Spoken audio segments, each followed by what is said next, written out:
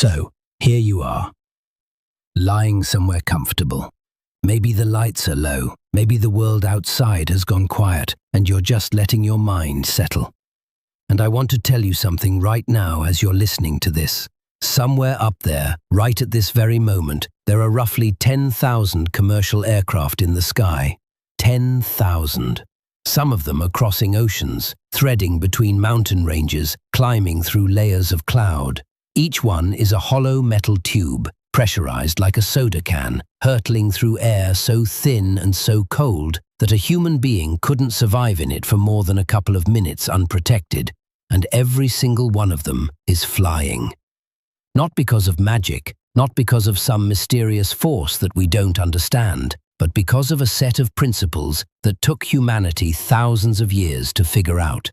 Principles that most people, even frequent flyers, have never really had explained to them properly. And what I want to do tonight is walk you through all of it.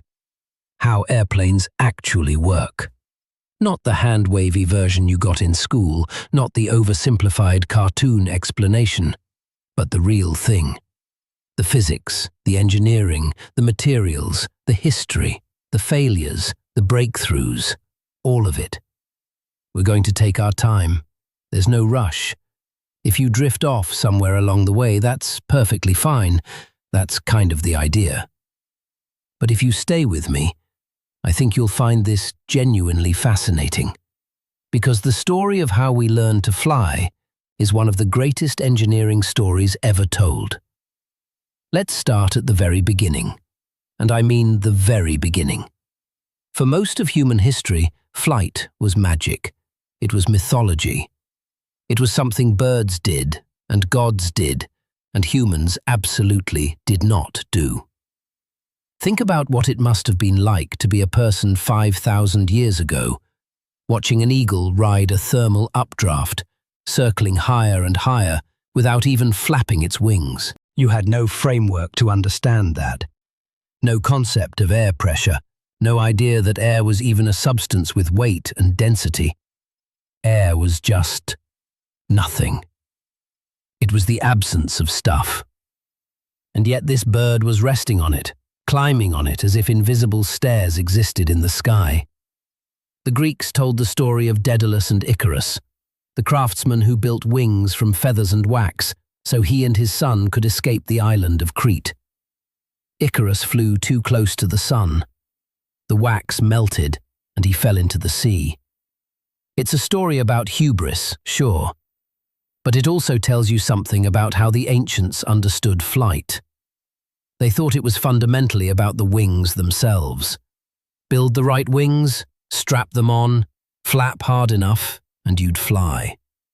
That intuition, that human-powered flapping flight should work, persisted for an absurdly long time. We're talking centuries of people building ornithopters, which is the technical name for flapping wing machines, strapping them to their arms, jumping off towers and cliffs and church steeples, and falling, sometimes to their deaths. There's a monk named Elmer of Malmesbury, who around the year 1010 attached wings to his hands and feet and launched himself from the top of Malmesbury Abbey in England. He reportedly glided for about 200 meters before crashing and breaking both his legs. He was lame for the rest of his life. And you know what he concluded? He said the problem was that he forgot to add a tail, which honestly is a pretty astute observation for an 11th century monk who just fell off a building. But here's the thing about all these early attempts. They were doomed. And not just because the engineering was bad. They were doomed because the fundamental concept was wrong. Humans cannot fly by flapping. We just can't. Our muscles don't produce enough power per unit of body weight. A bird's flight muscles make up something like 15 to 25% of its total body mass. Our pectoral muscles are maybe 1%. And birds have hollow bones and feathers that are engineering marvels in their own right. Each one a lightweight, flexible airfoil with interlocking barbs. We were never going to outbird the birds. The path to human flight was never going to be through imitation. It was going to be through understanding. And that understanding started really started with one person more than anyone else: Leonardo da Vinci. Now, Leonardo gets brought up so often in so many contexts that it's easy to roll your eyes a little. Oh, Leonardo predicted helicopters. Leonardo designed tanks.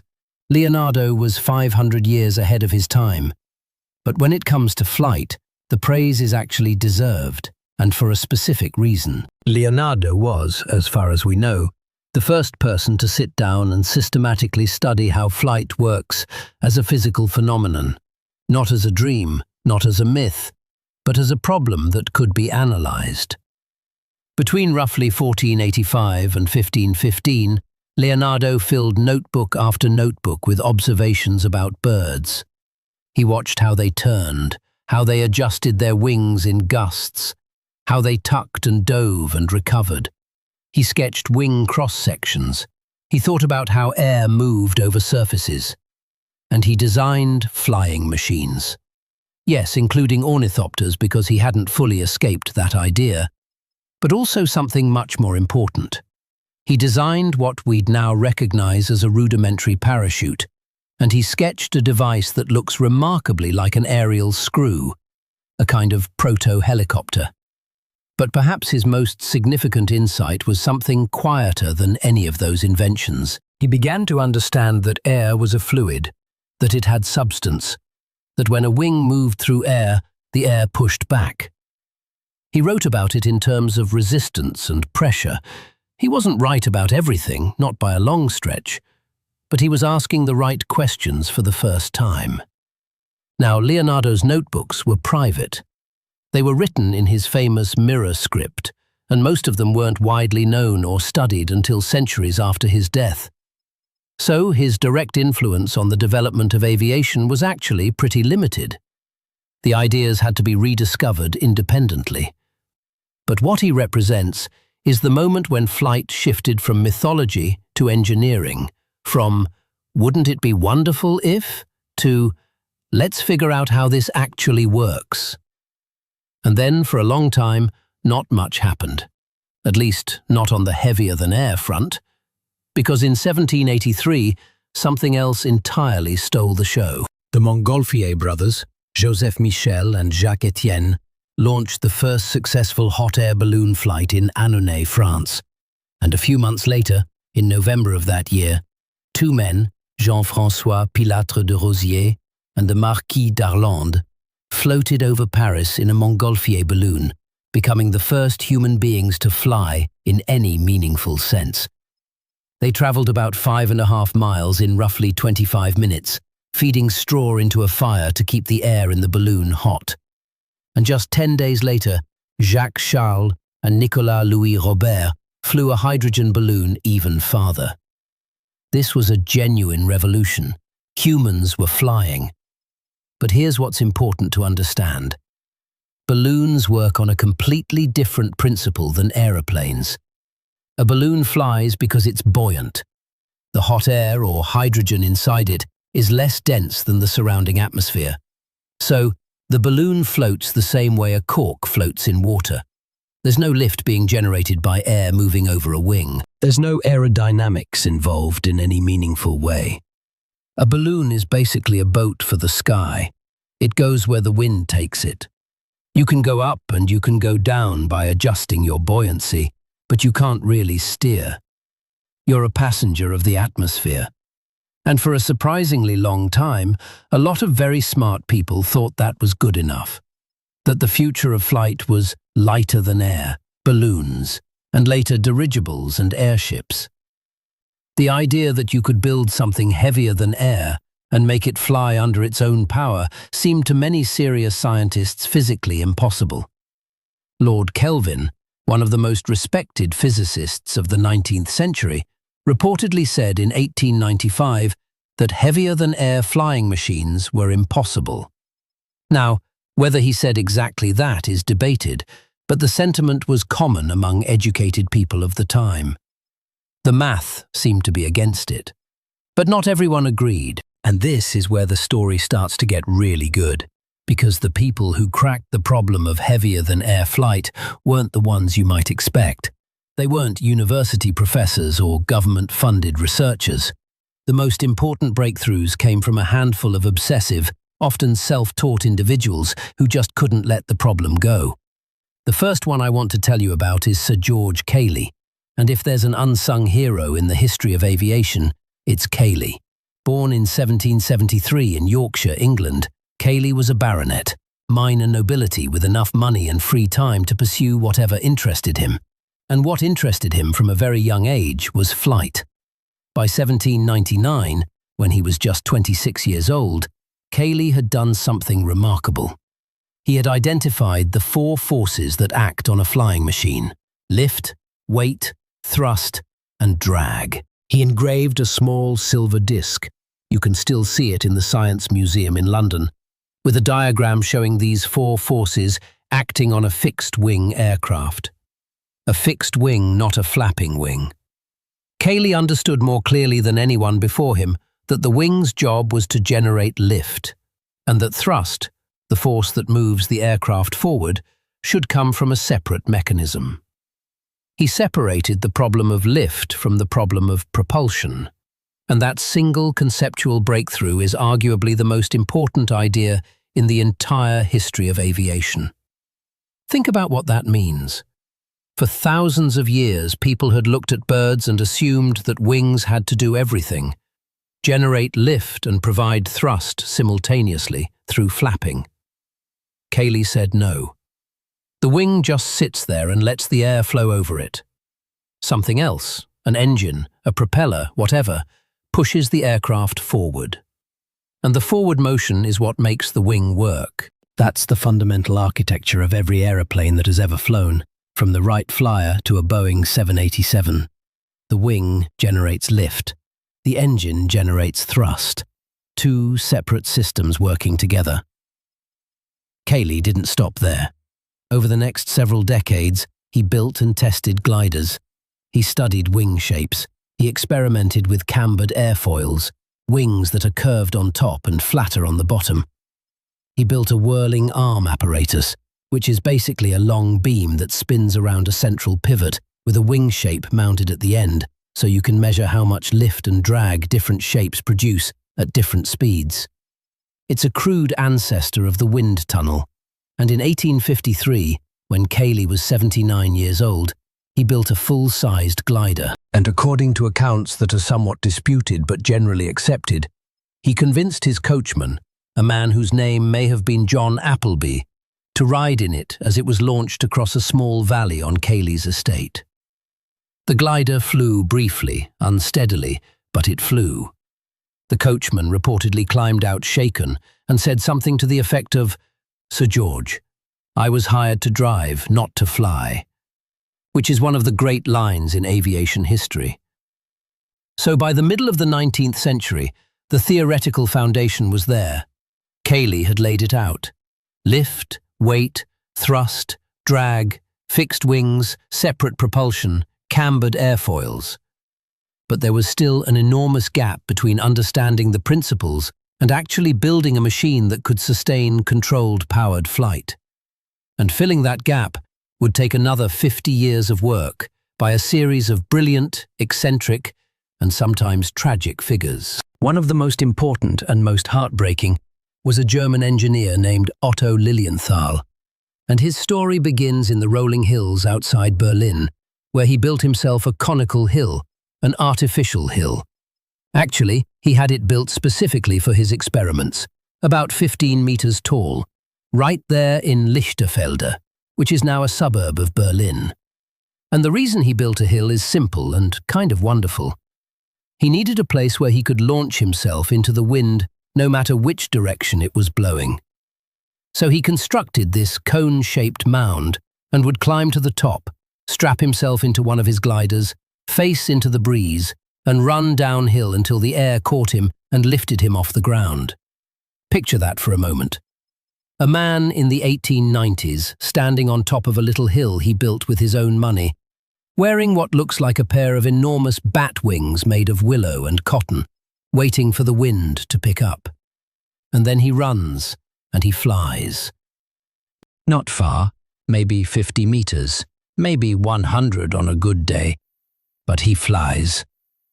And he does it again and again, over 2,000 flights between 1891 and 1896, meticulously recording what he learned each time. Lilienthal was a proper engineer, trained at the Royal Technical Academy in Berlin, and he brought a rigor to flight experimentation that really hadn't existed before. He published a book in 1889 called Bird Flight as the Basis of Aviation. And this book is one of those quietly revolutionary documents that changed the course of history. In it, he compiled detailed tables of lift and drag measurements for different wing shapes at different angles. He had done years of careful experiments, measuring the forces on curved surfaces, and he presented the data in a way that other experimenters could actually use. Think about what that means. Before Lilienthal, if you wanted to build a flying machine, you were mostly guessing. You might have Cayley's general principles, sure, but you didn't have hard numbers. You didn't know how much lift a wing of a given shape and size would produce at a given speed. Lilienthal gave the world those numbers, or at least his best approximation of them, and those tables would prove enormously influential, even though, as we'll discover later, some of the numbers turned out to be slightly off, which caused real problems for the people who relied on them. But here's what made Lilienthal truly special, and it's something that separates him from almost everyone who came before. He didn't just theorize. He didn't just build models. He flew. He put himself in the machine every single time. He believed, and he said this explicitly, that the only way to learn to fly was to actually fly, to feel the air, to develop the instincts, to understand in your body what the wind was doing to you. He called it the practice of flying, and he compared it to learning to ride a bicycle or swim. You can read all the books you want about swimming, but at some point you have to get in the water. And his gliders were beautiful in their way. They were hang gliders, essentially. He would grip a frame with his hands and hang below the wings, shifting his body weight to control the direction of flight, lean left to turn left, lean forward to pitch down. It was crude, and it was limited, and it meant that control depended entirely on how quickly and how far he could swing his body, which isn't much when you're dangling from a wooden frame in a gusty wind. But it worked well enough for short flights in mild conditions. He got airborne. He stayed airborne. He landed, usually in one piece. And the photographs.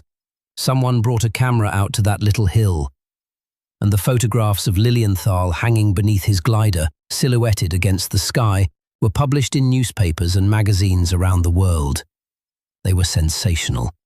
For the first time, people could see with their own eyes that a human being was actually flying, not floating in a balloon, not falling with style, but genuinely gliding through the air on wings.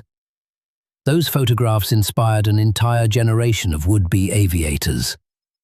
The tragedy of Otto Lilienthal is that his method of control, body shifting, simply wasn't adequate for the challenge of sustained flight. On August 9, 1896, during a routine glide from a hill near Rhino, a gust of wind pitched his glider nose up. It stalled, meaning the angle of the wing became too steep for the air to flow smoothly over it, and the lift just collapsed. He fell from a height of about 15 meters. He broke his spine. He died the next day in a Berlin hospital. He was 48 years old. His last words, according to his brother Gustav, were, "Sacrifices must be made. Opfer müssen gebracht werden." And that line carries so much weight because Lilienthal knew the risks. He'd always known the risks. He flew anyway because he believed that the knowledge gained from each flight was worth the danger, and that someone eventually would take what he'd learned and solve the remaining problems. He was right about that, but the cost was his life. Now, let's pause here for a moment and talk about something that Lilienthal's story brings into sharp focus: because it's one of the central engineering challenges of flight, and it's something that doesn't get nearly enough attention when people talk about the history of aviation. Everyone focuses on lift. How do you get a machine into the air? And that's important, obviously. But the problem that killed Lilienthal and that would bedevil every early aviator wasn't lift. It was control. How do you steer? How do you keep the machine stable when the air is doing unpredictable things? How do you recover when a gust tips you sideways or pushes your nose up? Think about it this way. Imagine you're standing on a surfboard in the ocean. Getting up on the board, that's the lift problem. That's hard enough. But staying up, adjusting to every wave, every shift in the current, keeping your balance when the water does something unexpected, that's the control problem. And in some ways it's harder because it never stops. You have to solve it continuously, every second you're in the air. An airplane moves in 3 dimensions, and it can rotate around 3 different axes. It's complicated at first, but becomes intuitive once you see it. First, there's pitch. Pitch is the nose going up or down. Imagine a seesaw. When one end goes up, the other goes down. An airplane pitches when its nose tilts upward toward the sky or downward toward the ground. This is controlled in a modern airplane by the elevator, a movable surface on the horizontal tail at the back of the plane. When the pilot pulls back on the control column, the elevator deflects upward, which pushes the tail down and the nose up. When they push forward, the opposite happens. Simple enough, right? Second, there's roll. Roll is the airplane tilting sideways. One wing goes up, the other goes down. Think of it like tilting your head to touch your ear to your shoulder. Roll is controlled by ailerons, which are movable surfaces on the trailing edge of each wing near the tips. Here's the clever part. They work in opposite directions. When the left aileron goes up, the right aileron goes down. The wing with the lowered aileron generates more lift, so it rises. The wing with the raised aileron generates less lift, so it drops. The airplane rolls toward the side with less lift. And roll is how you actually turn an airplane. You don't just swing the nose sideways like steering a car. You bank into the turn, tilting the lift vector so that a component of it pulls you around the curve. It's like leaning into a turn on a bicycle. Third, there's yaw. Yaw is the nose swinging left or right like a weather vane turning in the wind. This is controlled by the rudder, which is a movable surface on the vertical tail fin. The rudder is used more for coordination and correction than for primary turning. It keeps the airplane pointed in the direction it's actually moving. Prevents it from skidding sideways through the air. Pitch, roll, and yaw. 3 axes, 3 types of rotation, 3 sets of control surfaces. And here's the thing. In the 1890s, nobody had figured all of this out yet. Lilienthal had pitch control, sort of, through body shifting. He had a little bit of roll control also through body shifting, but he had essentially no yaw control. And his ability to manage any of these axes was limited by how far and how fast he could swing his body weight.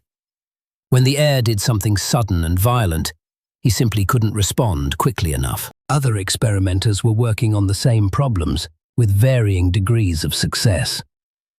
In America, an engineer and inventor named Octave Chanute, originally French, but he immigrated to the United States and made his name building bridges and railroads, became a kind of clearinghouse for aviation knowledge. Chanute was in his 60s by the 1890s, wealthy and well-connected, and he corresponded with practically everyone in the world who was working on flight. He collected information, shared it freely, and encouraged collaboration. He also built and tested his own gliders on the sand dunes along the southern shore of Lake Michigan, near what's now the Indiana Dunes. His most successful design, the two-surface glider of 1896, used a biplane configuration, 2 wings stacked one above the other, braced with wires, that was remarkably stable and became the template for almost every airplane built in the following decade. Chanute didn't solve the control problem either, but he did something almost as important. He kept the community of experimenters connected. He wrote letters. He gave lectures. He published articles. And one day in 1899, he received a letter from a young man in Dayton, Ohio, who had read about Lilienthal's flights and Lilienthal's death, and who had become consumed by the idea that the control problem was the key to everything. The young man's name was Wilbur Wright, and the letter he wrote to the Smithsonian Institution. Actually, the first letter went to the Smithsonian asking for everything they had on aeronautics, and then he began corresponding with Chanute.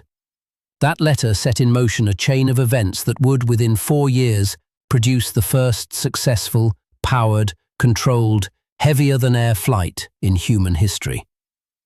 But what's fascinating about Wilbur Wright and his brother Orville is how they approached the problem, because they didn't start where everyone else started. They didn't start with lift. They didn't start with engines. They started with control. They looked at Lilienthal's death and they said, the problem isn't getting into the air. Birds solved that millions of years ago. The problem is staying in the air and going where you want to go. And until you solve control, nothing else matters. Building a more powerful engine for an uncontrollable airplane just means you'll crash faster and from higher up. And this insight, this reframing of the entire problem, is what made the Wright brothers different from every other experimenter of their era. They were bicycle mechanics from Ohio with no university education, no government funding, no wealthy patrons. What they had was an extraordinary ability to think clearly about complex problems, a willingness to question assumptions that everyone else took for granted, and a workshop full of tools they knew how to use. And they had each other, two minds that worked in a kind of creative friction, arguing constantly, testing each other's ideas, pushing towards solutions that neither might have reached alone.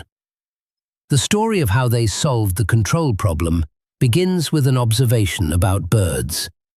Wilbur had been watching birds, buzzards specifically, soaring in the wind near Dayton, and he noticed something. When a gust tipped a bird to one side, the bird didn't just shift its weight like Lilienthal would have. It twisted its wings. One wingtip would angle slightly upward, and the other would angle slightly downward. And this differential twist would restore the bird's balance almost instantly. The bird was changing the shape of its wings in flight, creating more lift on one side and less on the other, and using that asymmetry to roll back to level. Wilbur's genius was recognizing that you could do the same thing with a mechanical wing, and the way he figured out how to do it is one of the great stories in engineering. It involves a cardboard box of all things. He was standing in the bicycle shop one day, fiddling with a long, narrow cardboard box, the kind that an inner tube might come in. And he noticed that if he gripped the ends and twisted, the box would warp. One end would tilt one way, and the other end would tilt the opposite way. And he realized that you could do exactly this to a biplane wing. If you connected the upper and lower wings with flexible joints and attached cables, you could twist the entire wing structure so that one side had a greater angle and the other side had a lesser angle. More lift on one side, less on the other. Controlled roll. They called it wing warping, and it was the breakthrough that changed everything. It was the missing piece that nobody else in the world had figured out. Not Langley with his government funding, not Chanute with his decades of experience, not any of the European experimenters who were chasing the same dream. Two bicycle mechanics in Dayton, Ohio, cracked the fundamental problem of controlled flight because one of them was fidgeting with a cardboard box. And here's what's really important to understand about wing warping. It wasn't just a clever trick, it was a philosophy. The Wrights understood something profound, that an airplane shouldn't be inherently stable. That might sound counterintuitive, right? You'd think you'd want an airplane to be as stable as possible, to naturally resist any disturbance and return to level flight on its own. And that's exactly what most of their competitors were trying to build. Langley, Chanute, nearly everyone else was designing machines that would fly themselves.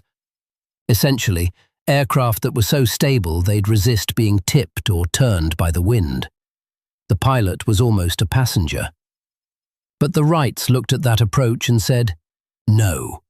They wanted an airplane that was inherently unstable, one that the pilot actively controlled at all times, the way you actively balance a bicycle. And of course they would think that way. They were bicycle builders.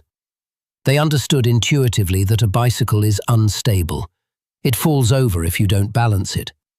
But that instability is exactly what makes it maneuverable. You lean into a turn, you shift your weight, you make constant, tiny corrections. And that's what gives you control. A tricycle is stable. A bicycle is controllable. The Wrights wanted to build a bicycle for the sky. So wing warping gave them roll control. But they knew from the beginning that roll alone wasn't enough. You need all three axes. You need pitch control to point the nose up or down, and you need yaw control to point the nose left or right. For pitch, they made a decision that was unusual at the time. They put the elevator in front of the wings, not behind them. This forward elevator, sometimes called a canard, was their pitch control surface. They chose this configuration partly because they believed a forward elevator would help prevent the kind of nose-down dive that had killed Lilienthal.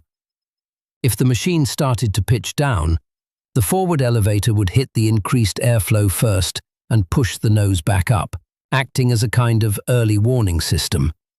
It wasn't a perfect theory, and later aircraft would move the elevator to the back where it works more effectively. But for the Wrights' purposes, it was a reasonable choice, and it worked.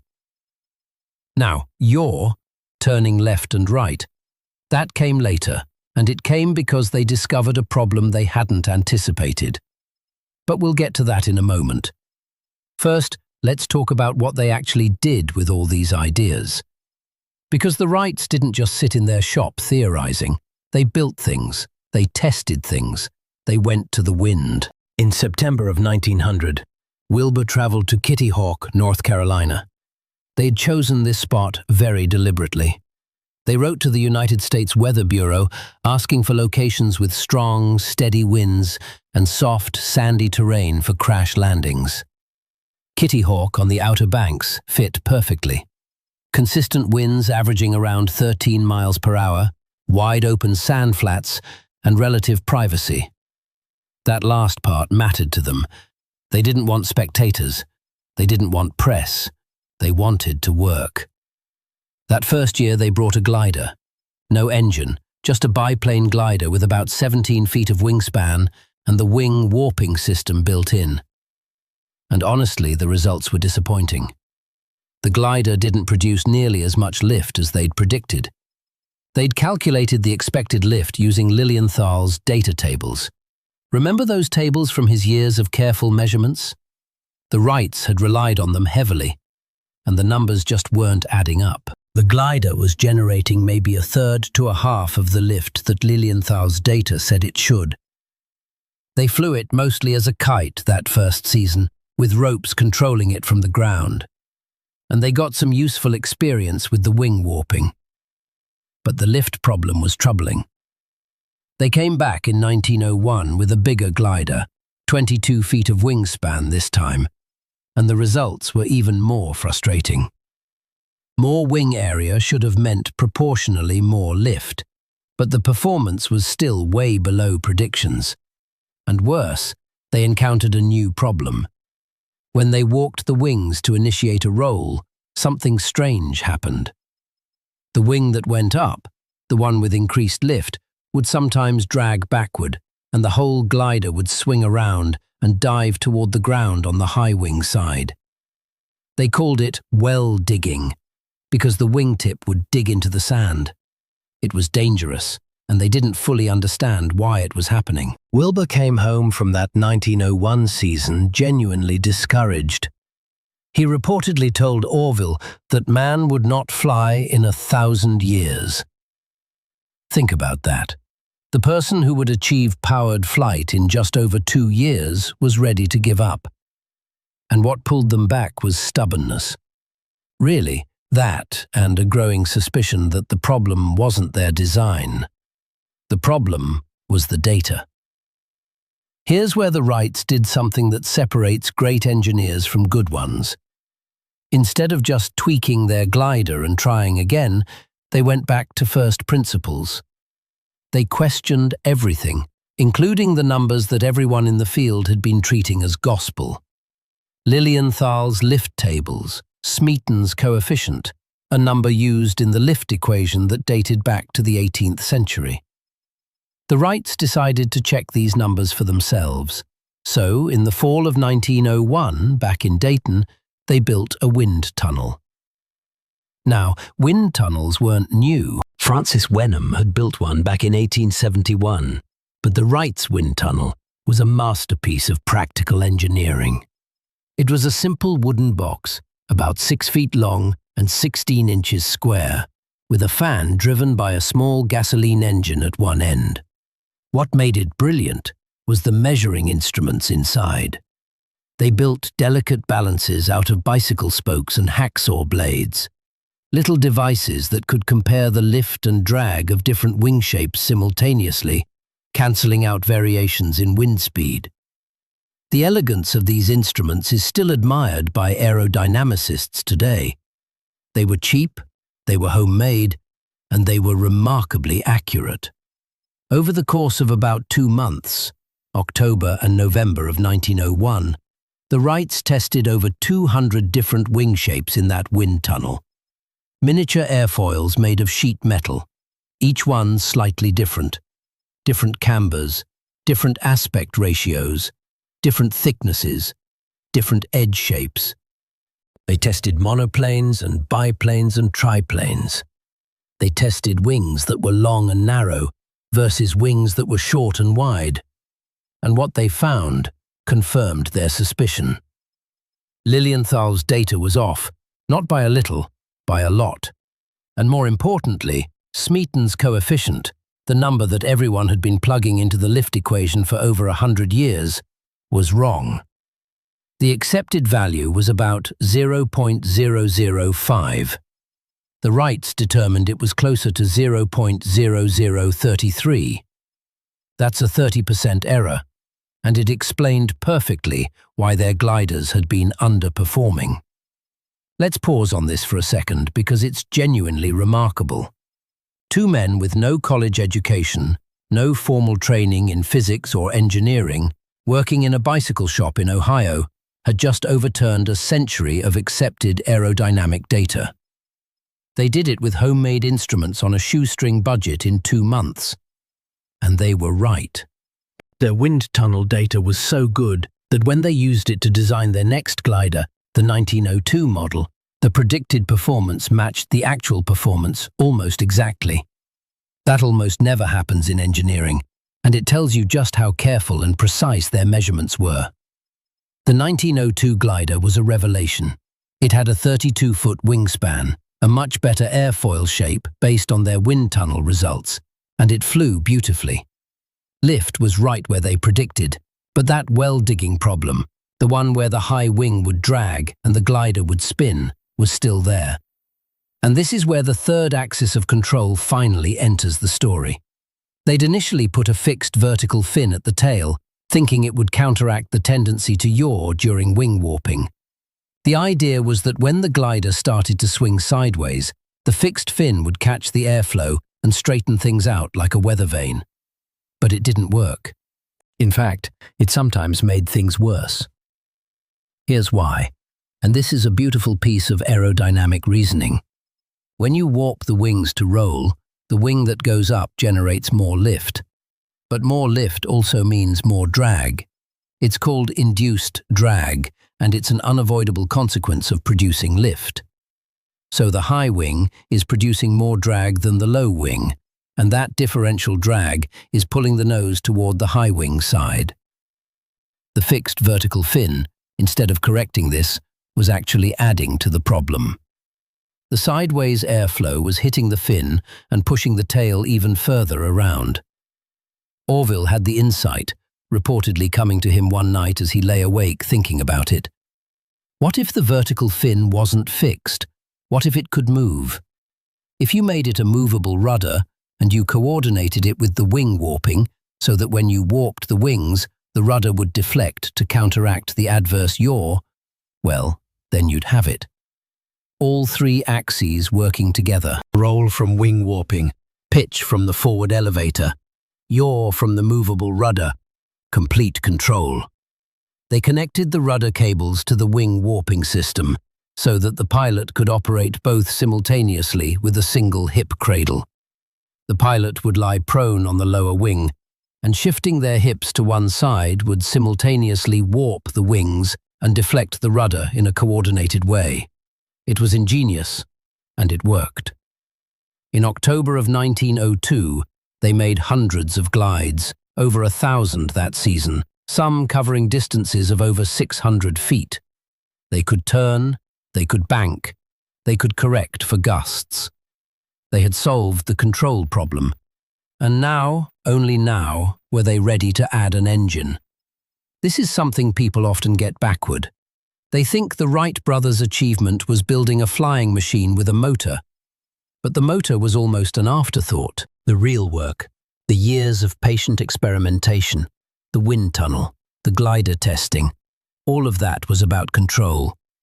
The engine was just the final ingredient in a recipe they'd been perfecting for 4 years. But adding an engine brought its own set of problems. And the biggest one was something you might not expect. It wasn't the engine itself. They actually designed and built a perfectly adequate 4-cylinder gasoline engine with their mechanic Charlie Taylor in just 6 weeks. An impressive feat, but not their hardest challenge. The real problem was the propellers. And this is where the Wrights made yet another contribution that doesn't get nearly enough recognition. They realized something that nobody else had grasped, that a propeller is not a screw pushing through the air the way a boat propeller pushes through water. A propeller is a rotating wing. Each blade is an airfoil, and it generates lift. Except that lift is directed forward, and we call it thrust. Once they understood that, they could apply everything they'd learned about wing design to propeller design. They could use their wind tunnel data, their understanding of camber and angle of attack, to design propellers from first principles. And the propellers they built for the 1903 Flyer were astonishingly efficient, about 66%, which is remarkable when you consider that modern propellers, designed with computers and over a century of additional knowledge, typically achieve around 85 to 90%. The Wrights got 2/3 of the way to modern efficiency on their first try, working from pure theory and handmade wind tunnel models. That's not tinkering. That's applied physics at a level that would have impressed any university professor of the day. And they were bicycle mechanics from Dayton, Ohio, who never finished high school. So by December of 1903, they had everything. They had wings. They understood they had 3-axis control. Pitch through the forward elevator, roll through wing warping, yaw through the movable rear rudder, all coordinated. They had an engine light enough and powerful enough. They had propellers designed from airfoil theory. And they had a launch system, a 60-foot wooden rail laid along the sand at Kitty Hawk, with a small wheeled dolly that the Flyer sat on. No wheels on the aircraft itself, just wooden skids for landing. The whole thing weighed about 605 pounds without a pilot, and with Orville aboard for the first attempt, maybe 750 total. December 17th, 1903. Cold, windy, about 27 miles per hour out of the north, which was actually stronger than they wanted. But they'd been waiting for days and they were running out of season. They'd already had a failed attempt on December 14th, when Wilbur won a coin toss for who'd go first, and he over-controlled on takeoff and stalled into the sand after 3.5 seconds. Minor damage, 2 days of repairs. So, on the 17th, it was Orville's turn. And here's what I want you to picture. 5 men from the local life-saving station are standing around as witnesses. It's freezing. The brothers shake hands, and several accounts say it was a longer handshake than usual, like they both understood the significance of the moment, or maybe they were just cold and nervous. The engine is running, the propellers are spinning, and Orville lies down on the lower wing, hip in the cradle that controls the wing war. So, here you are, lying somewhere comfortable. Maybe the lights are low, maybe the world outside has gone quiet, and you're just letting your mind settle. And I want to tell you something right now as you're listening to this. Somewhere up there, right at this very moment, there are roughly 10,000 commercial aircraft in the sky. 10,000. Some of them are crossing oceans, threading between mountain ranges, climbing through layers of cloud. Each one is a hollow metal tube, pressurized like a soda can, hurtling through air so thin and so cold that a human being couldn't survive in it for more than a couple of minutes unprotected. And every single one of them is flying. Not because of magic, not because of some mysterious force that we don't understand, but because of a set of principles that took humanity thousands of years to figure out. Principles that most people, even frequent flyers, have never really had explained to them properly.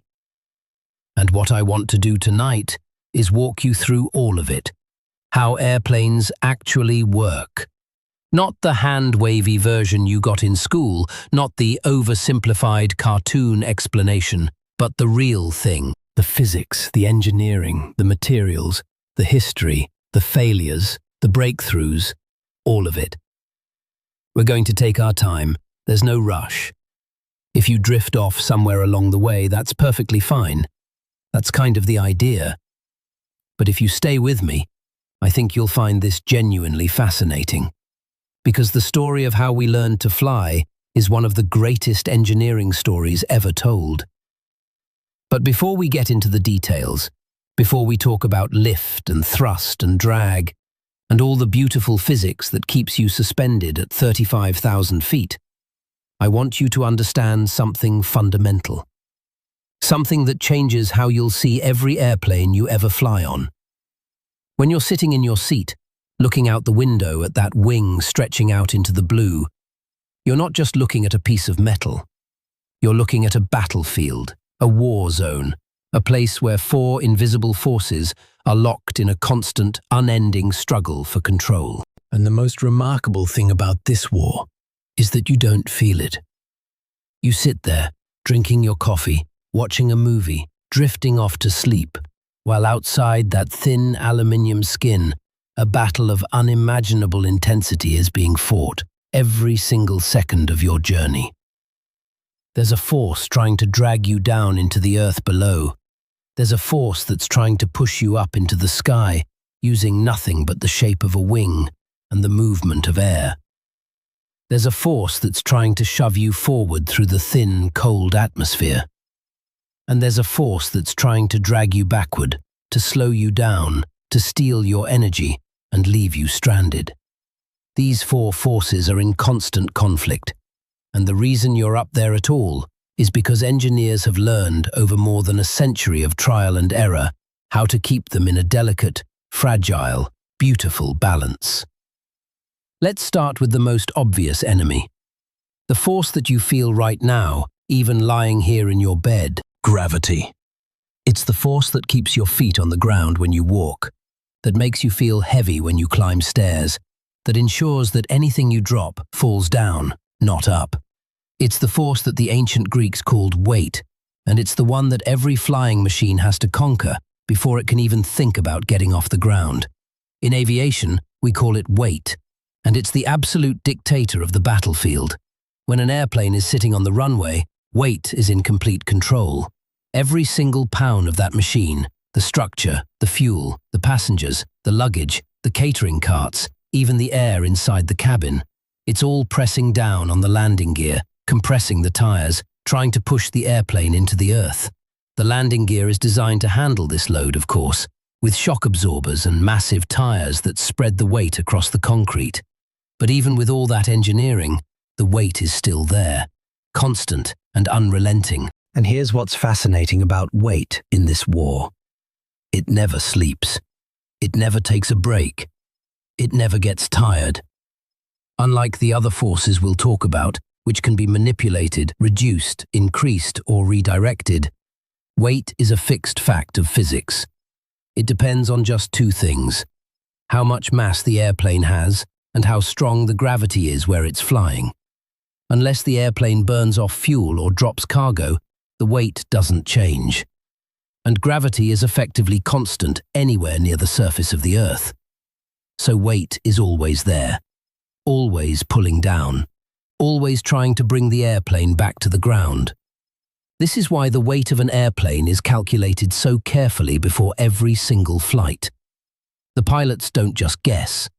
They know exactly how much the empty airplane weighs, how much fuel they've loaded, how many passengers and bags are on board, even how much the meals and drinks weigh. They add it all up, and they compare it to the airplane's maximum allowable takeoff weight. If they're over that limit, they have to leave something behind. Fuel, cargo, passengers. Something has to go, because if the airplane is too heavy, even the most powerful engines and the most efficient wings won't be enough to overcome gravity. The airplane simply won't fly. But weight isn't just a single number that you calculate once and forget about. It changes during the flight. As the engines burn fuel, the airplane gets lighter. As passengers drink their coffee and eat their meals, their weight stays roughly the same, but the weight of the meals and drinks they've consumed is now inside their bodies instead of in the galley, so it's still on board. However, the fuel burn is significant. A large airliner on a long flight can burn tens of thousands of pounds of fuel, which means the airplane might be tens of thousands of pounds lighter at landing than it was at takeoff. And that changes everything. A lighter airplane needs less lift to stay in the air, which means it can fly at a lower angle of attack, which means it produces less drag, which means it uses less fuel. It's a beautiful feedback loop, and it's one of the reasons why airplanes are most efficient at the end of a long flight when they're burning their last reserves of fuel. But weight isn't just about the total mass of the airplane. It's also about where that mass is located. And this is where we get to something called the center of gravity. This is the point where the entire weight of the airplane is effectively concentrated. If you could balance the airplane on a single point, that point would be its center of gravity.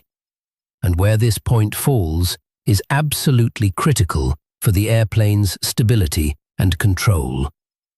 If the center of gravity is too far forward, the nose of the airplane will be heavy. The pilot will have to pull back on the controls constantly just to keep the nose up, which creates extra drag and uses more fuel.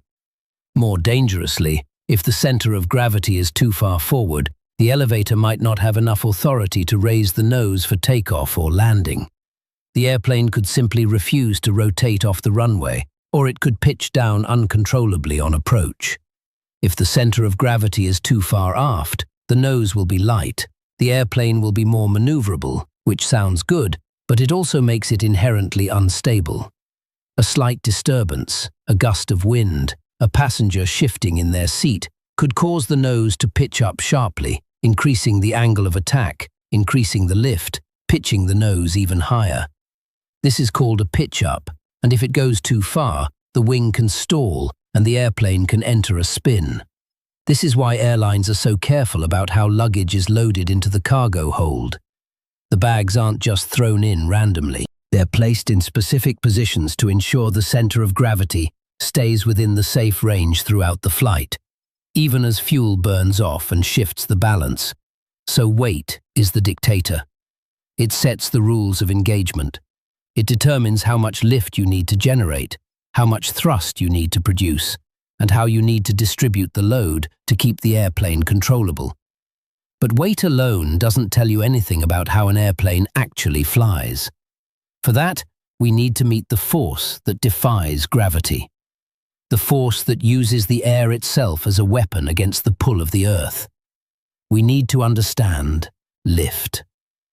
Lift is the most magical of the four forces, not because it's supernatural, but because it's so beautifully counterintuitive. You've probably heard the simple explanation. The wing is curved on top and flat on the bottom, and the air travels faster over the top, creating lower pressure, and the higher pressure underneath pushes the wing up. That's not wrong, but it's incomplete. It's like saying a car works because there are wheels. It's true, but it misses almost everything interesting about the system. Let me give you a more complete picture. Imagine you're standing in a river and you hold a flat board flat against the flow. The water hits the board and pushes against it. That's force, but it's not lift. That's just resistance. Now imagine you angle the board slightly, tilting it so that the water hits the bottom and is deflected downward. The water pushes the board upward in response. That's the beginning of lift, and it's based on Newton's third law. For every action, there's an equal and opposite reaction. The wing pushes air down, and the air pushes the wing up. But it's not just about pushing air down. It's also about creating that pressure difference across the wing. The shape of the wing, what engineers call the airfoil, is designed to do two things at once: deflect air downward and speed up the air over the top surface.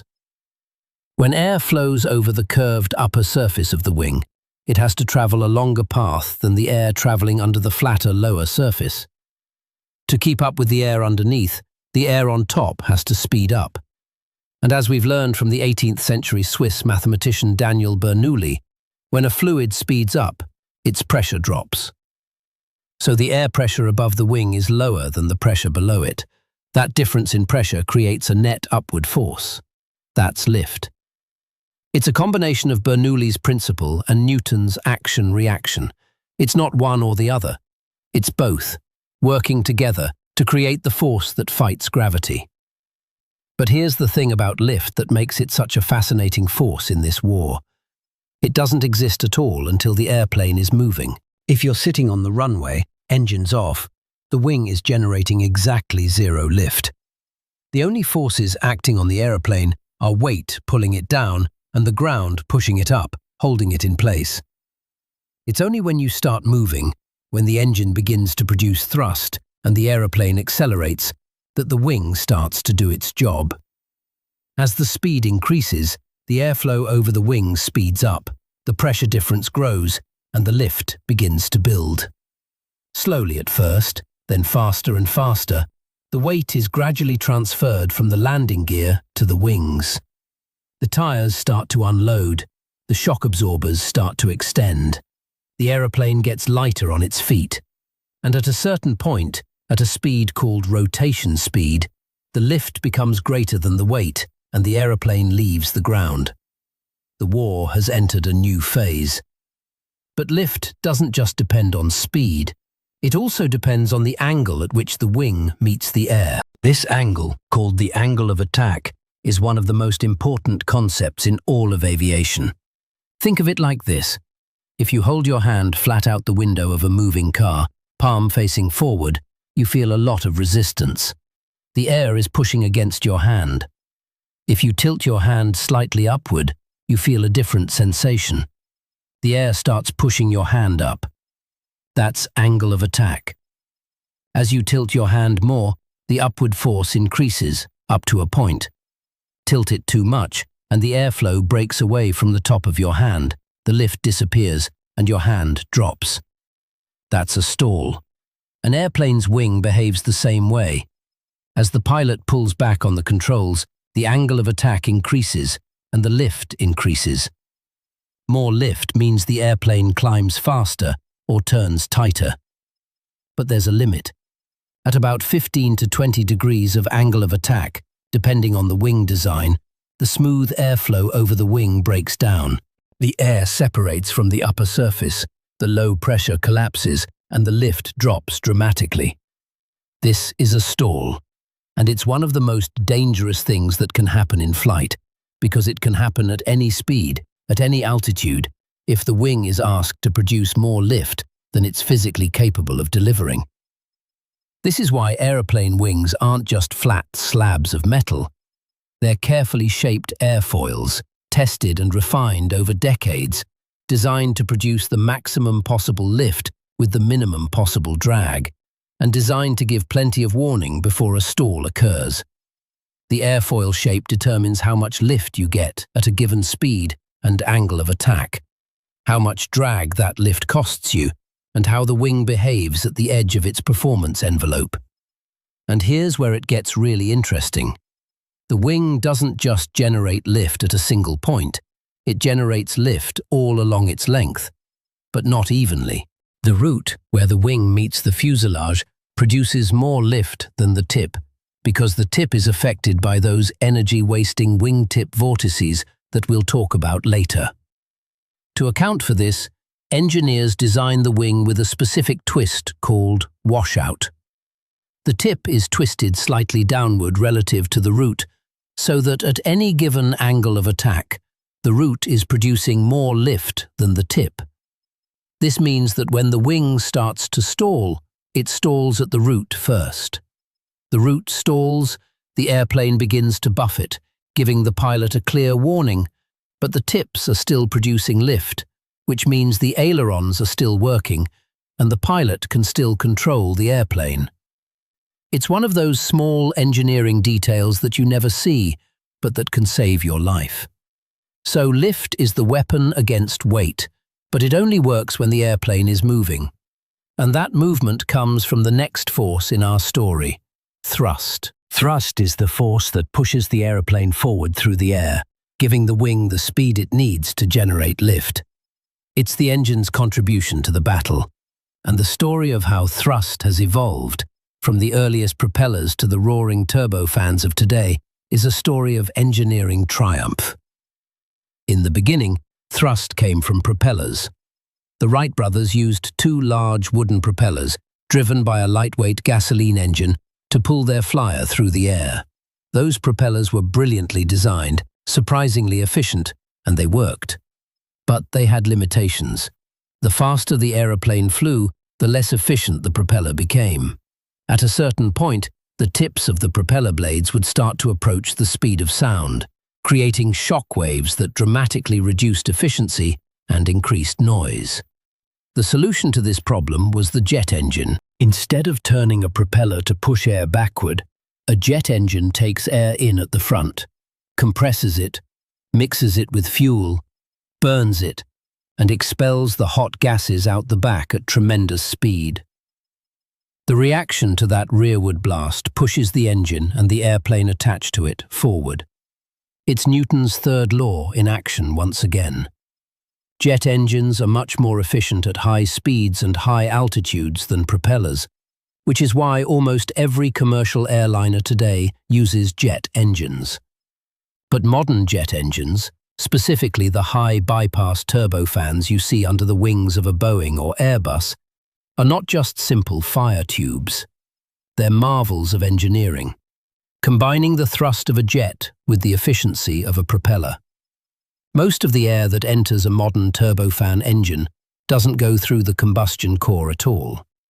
Instead, it's accelerated by a large fan at the front and bypasses the core, providing thrust more efficiently and more quietly than the hot exhaust. This bypass air accounts for up to 80% of the total thrust on some engines, which means the core is really just a gas generator that's there to drive the fan. This is why modern airliners are so much quieter than the early jetliners of the 1960s. They're moving more air more slowly, instead of accelerating a small amount of air to very high speed, and the engines have to work in an environment that would destroy almost any other machine.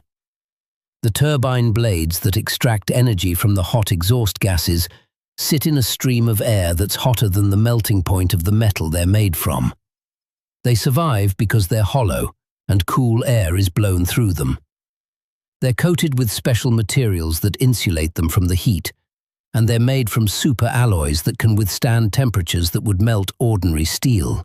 Some of those turbine blades are grown as single crystals, with no grain boundaries, so they can withstand the enormous centrifugal forces and the searing heat without cracking. It's engineering at the edge of what's physically possible. But thrust alone isn't enough.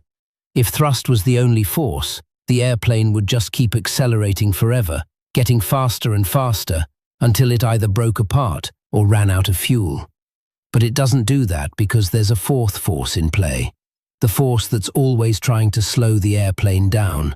The force that every pilot has to manage carefully from the moment they start the takeoff roll until the moment they bring the airplane to a stop after landing. That force is drag.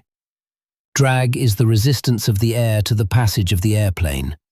It's the force that opposes thrust, that tries to steal the airplane's speed, that makes the engines work harder and burn more fuel. And there are two main types of drag, each with its own characteristics and its own methods of control. The first type is called parasitic drag. It's called parasitic because it's not directly related to the production of lift. It's just the drag of the airplane itself, moving through the air. It's the air rubbing against the skin of the airplane, the air hitting the front of the fuselage, the air swirling around the landing gear and the antennas and the wingtips. Parasitic drag is a function of the airplane's shape. A smoother, more streamlined shape has less parasitic drag. A blocky, irregular shape has more. This is why airplanes have those beautiful sweeping shapes, why the fuselage tapers to a point at the back, why the cockpit is seamlessly integrated into the nose. Every curve, every joint, every seam is designed to reduce parasitic drag, to let the air flow around the airplane as smoothly as possible. Parasitic drag also depends on the speed of the airplane. The faster you go, the more parasitic drag you create. In fact, it increases with the square of the speed. Double your speed, you get 4 times the drag. Triple your speed, you get 9 times the drag. This is why supersonic flight is so difficult and expensive. At Mach 2, you're producing 4 times the parasitic drag you'd produce at Mach 1. And to overcome that drag, you need thrust, which means fuel, which means weight, which means you need more lift, which means more induced drag, which we'll talk about in a moment. It's a vicious cycle that makes supersonic airliners economically challenging. The second type of drag is induced drag, and it's much more interesting. Induced drag is a direct consequence of generating lift. Remember how the wing creates lift by deflecting air downward? Well, that downward deflection of air creates a side effect. At the wingtips, where the high-pressure air underneath spills around to the low-pressure area on top, it creates a powerful vortex. These vortices are like tornadoes trailing behind the wing, and they contain a huge amount of energy. That energy has to come from somewhere. It comes from the forward motion of the airplane, and the force that represents that energy loss is induced drag. The fascinating thing about induced drag is that it behaves in the opposite way to parasitic drag. Induced drag is highest at low speeds, when the wing has to deflect a large amount of air downward to generate enough lift. It's lowest at high speeds, when the wing can generate the same lift with a smaller deflection. So at low speeds, induced drag dominates. At high speeds, parasitic drag dominates. And somewhere in the middle, there's a point where the two types of drag are equal, and the total drag is at its minimum. That point, where total drag is minimized, is the most efficient speed for the airplane to fly. It's the speed where the fuel consumption per mile is lowest. It's the speed that airlines want to fly at to save money. There are things that engineers can do to reduce induced drag. The most important is to increase the aspect ratio of the wing. Aspect ratio is the wingspan divided by the average chord. A long, skinny wing has a high aspect ratio. A short, stubby wing has a low aspect ratio. A high aspect ratio wing has less induced drag because the wingtip vortices are spread over a longer distance, which reduces their strength. This is why gliders, which need to be as efficient as possible, have incredibly long, narrow wings. It's also why birds like albatrosses, which spend hours soaring over the ocean, have such impressive wingspans. They've evolved the same solution to the same problem. But you can't just make wings infinitely long and skinny. There are limits. A very long wing is heavy. It needs strong, heavy spars to keep it from bending in flight. It's also more difficult to maneuver because the ailerons are farther from the center of rotation, and it's more expensive to build and maintain. So engineers have to find a balance, a compromise between the aerodynamic efficiency of a high aspect ratio and the structural and practical realities of a shorter, thicker wing. That's the essence of engineering.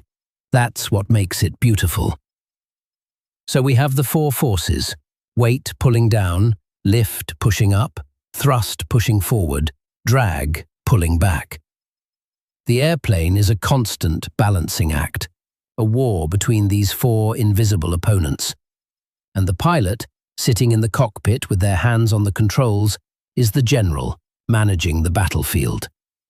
Every movement of the yoke, every adjustment of the throttle, every flick of a switch changes the balance of these forces, changes the state of the war. At takeoff, the pilot increases thrust to the maximum, accelerating the airplane down the runway until the speed is high enough that lift overcomes weight. The airplane rotates into the air. The pilot retracts the landing gear to reduce parasitic drag. They adjust the flaps to optimize the wing shape for climbing. The forces are in a new balance. At cruising altitude, the pilot reduces thrust to a setting where thrust equals drag and lift equals weight. The airplane is in equilibrium. It's flying straight and level, not climbing, not descending, not speeding up, not slowing down. The war is at a stalemate. But it's a delicate stalemate. Any change, a gust of wind, a change in temperature, a slight movement of the controls, and the balance shifts. The airplane climbs or descends, accelerates or decelerates. The pilot is constantly making small adjustments, keeping the four forces in balance, keeping the airplane where it needs to be. At landing, the pilot reduces thrust, causing the airplane to slow down. The lift decreases as the speed decreases, and the airplane descends. The pilot extends the flaps and the landing gear, increasing the drag, slowing the airplane further. The pilot flares the airplane just before touchdown, increasing the angle of attack, increasing the lift just enough to cushion the landing. The wheels touch the ground, the weight transfers from the wings to the landing gear, and the war is over. And here's the beautiful thing. The pilot doesn't have to think about these forces consciously. They train for years, flying in simulators, practicing emergencies, building muscle memory. They learn to feel what the airplane is doing through the controls, through the seat, through their inner ear. They become an extension of the machine. And the machine, in turn, is designed to help them. The controls are balanced. The flight instruments display everything the pilot needs to know. The autopilot can handle the routine flying, freeing the pilot to monitor the situation, to plan, to make decisions. So the next time you're on an aeroplane, look out the window at the wing. You'll see the flaps extending and retracting, the ailerons moving, the spoilers rising. You'll see the pilots working, even if it's just a slight adjustment of the yoke. And you'll know, deep down, that what you're seeing is a war between four forces that never stop fighting. A war that you can't see or feel, but that is absolutely essential to your journey. A war that, on this flight, at this moment, is being won. So that's the battlefield. Four forces locked in a constant, silent war. Weight pulling down, lift pushing up, thrust driving forward, drag holding back. And at the center of it all, the wing. The weapon that makes the entire war possible. Because without the wing there is no lift, without lift there is no flight, without flight there is no war at all. But here's what's fascinating about the wing. It's not just a flat piece of metal that happens to catch the air. It's a carefully crafted shape. A shape that has been refined over more than a century of experimentation, failure, and triumph. And the story of how we came to understand that shape is one of the most beautiful stories in all of engineering. It's a story that begins, as so many things do, with a man watching birds. George Cayley was that man. He was a baronet, a gentleman of independent means, living in Yorkshire in the late 18th and early 19th centuries. And he was obsessed with flight. Not in the way that people had been obsessed for thousands of years, dreaming of wings and magic. Cayley was obsessed in a systematic way. He wanted to understand how flight worked. He wanted to reduce it to principles, to quantify it, to make it predictable. And in 1799, when he was just 26 years old, he did something that changed everything. He engraved a silver disc with a diagram showing the 4 forces acting on a flying machine. Lift, weight, thrust, drag. He separated the problem of lift from the problem of propulsion. He understood that the wing's job was to generate lift and that thrust should come from a separate source. This seems obvious to us now. It's the fundamental architecture of every airplane ever built. But in 1799, it was a genuine breakthrough. For thousands of years, people had looked at birds and assumed that wings had to do everything. They had to generate lift and provide thrust through flapping. Cayley realized that the wing could just sit there, letting the air flow over it, and that some other mechanism, an engine, a propeller, something else, could push the aircraft forward. 2 separate systems, 2 separate problems, 2 separate solutions. Cayley didn't stop there. He spent decades building and testing gliders. He studied the shapes of wings, noting that curved surfaces, cambered airfoils, produced more lift than flat ones. He built a whirling arm apparatus to measure lift and drag on different shapes at different speeds. He was essentially building a primitive wind tunnel, a device that would become the cornerstone of aerodynamic research for the next century. He even built a full-sized glider in 1853, when he was 79 years old, and persuaded his coachman to ride in it. The glider flew, briefly and unsteadily, but it flew.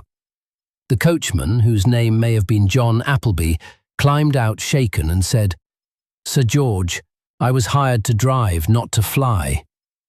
It's one of the great lines in aviation history. But Cayley's work wasn't widely known. His notebooks were private, his glider was a local curiosity. And so the next great step in the story of the wing had to be rediscovered independently by someone who was willing to put themselves at risk, who was willing to get into the machine and feel the air. That person was Otto Lilienthal. Lilienthal was a German engineer who had been fascinated by flight since he was a child. He built his first glider when he was just 13 years old.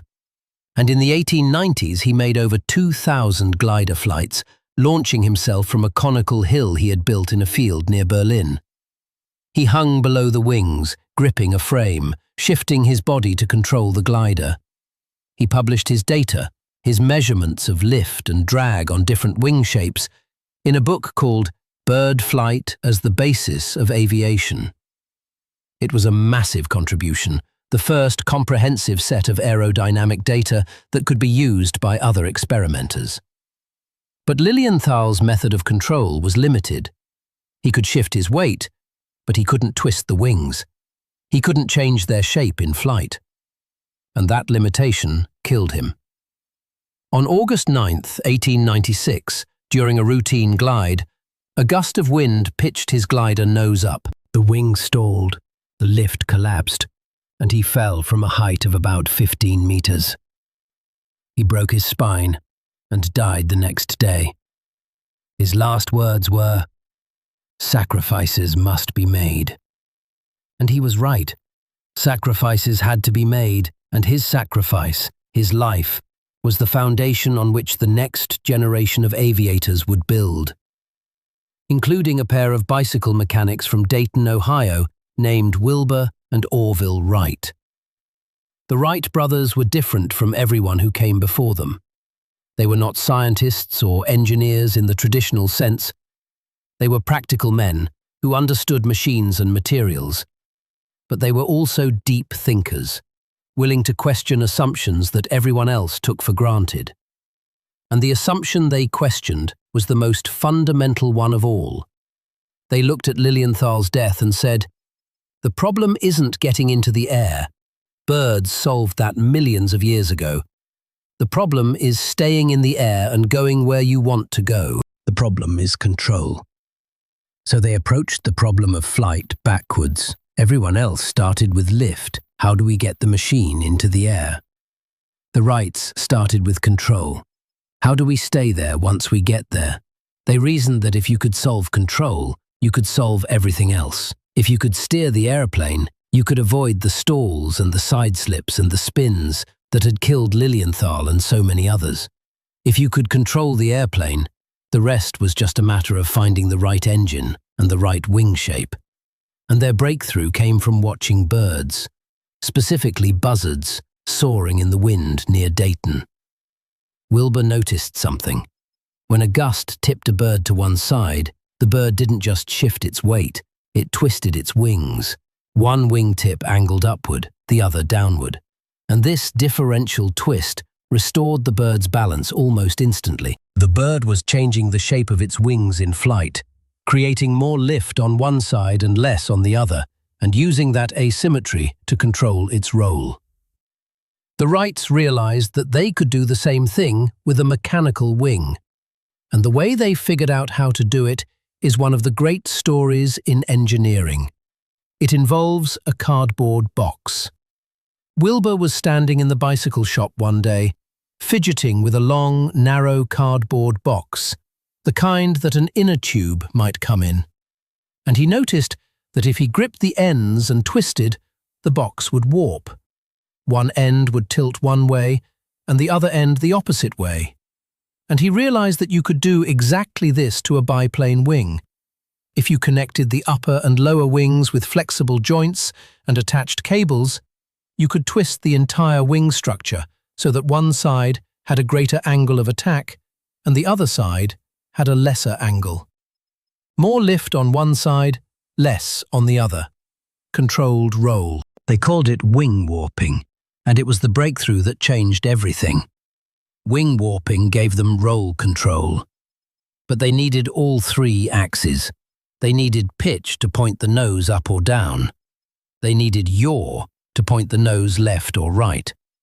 For pitch, they put the elevator in front of the wings, a configuration called a canard, because they believed it would help prevent the kind of nose-down dive that had killed Lilienthal. For yaw, they eventually added a movable rudder at the tail, coordinated with the wing warping so that the pilot could control both with a single movement. And then they had to build the wing itself.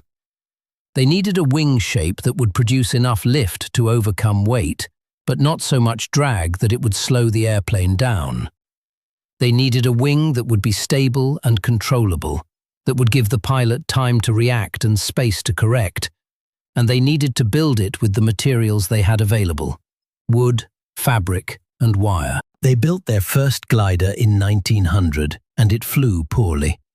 The lift was far below their predictions, and they didn't know why. They built a second glider in 1901, and it flew even worse. Wilbur came home from that season discouraged, reportedly telling Orville that man would not fly in 1,000 years. But he didn't give up. Instead, he did something that demonstrates the difference between great engineers and good ones. He went back to first principles. He questioned everything, including the data everyone else had accepted as gospel. Lilienthal's lift tables, Smeaton's coefficient, the century-old constant that was used in the lift equation. The Wrights decided to check the data themselves. So they built a wind tunnel.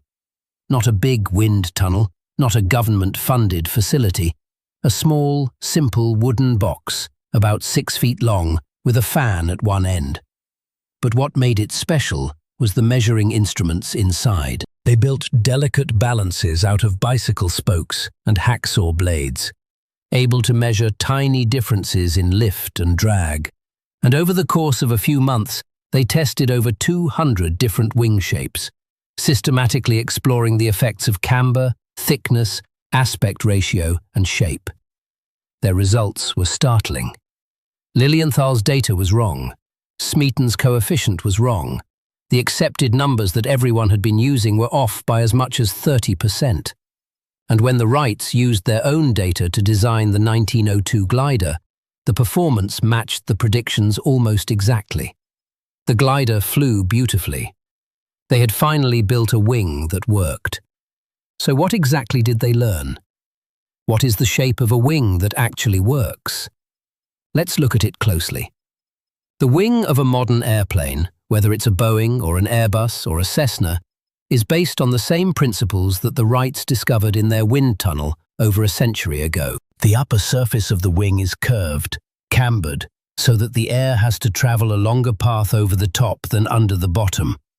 The lower surface is flatter, creating less resistance. The leading edge is rounded, so the air can flow smoothly around it. The trailing edge is sharp, so the air can leave the wing cleanly without creating turbulence. And the whole wing is angled slightly upward relative to the airflow, at an angle of attack that maximizes lift while minimizing drag. But a wing is not just a two-dimensional shape. It's a three-dimensional structure with a specific planform, a specific outline when viewed from above. And the planform matters almost as much as the cross-section. A straight wing, like the wings on a Piper Cub or a Cessna 172, is simple and easy to build.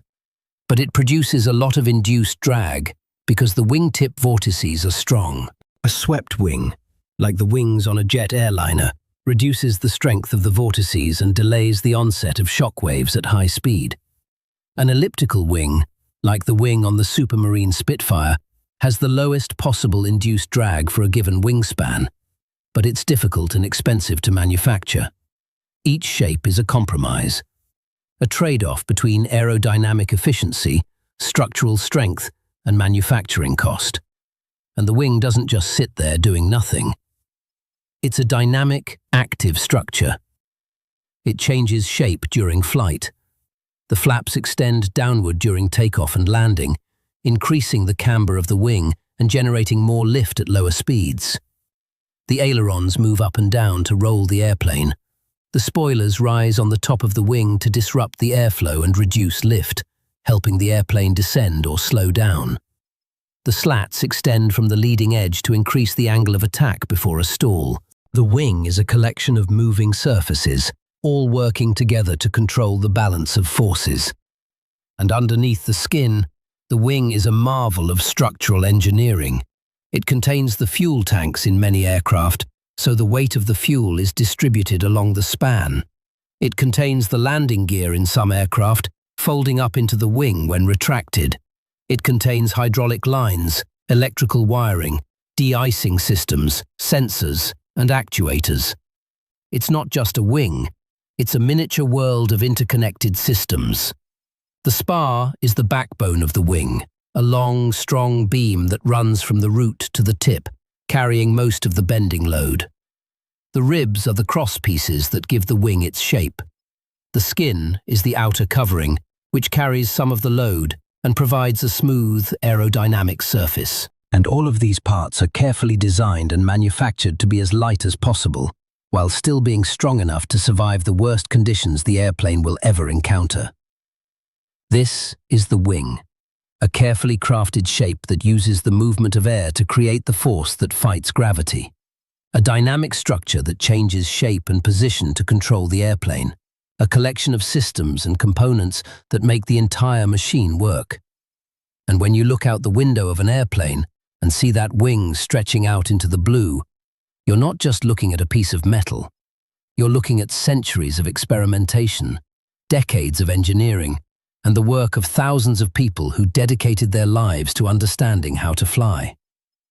But there's still something we haven't talked about. Something that makes the wing even more remarkable.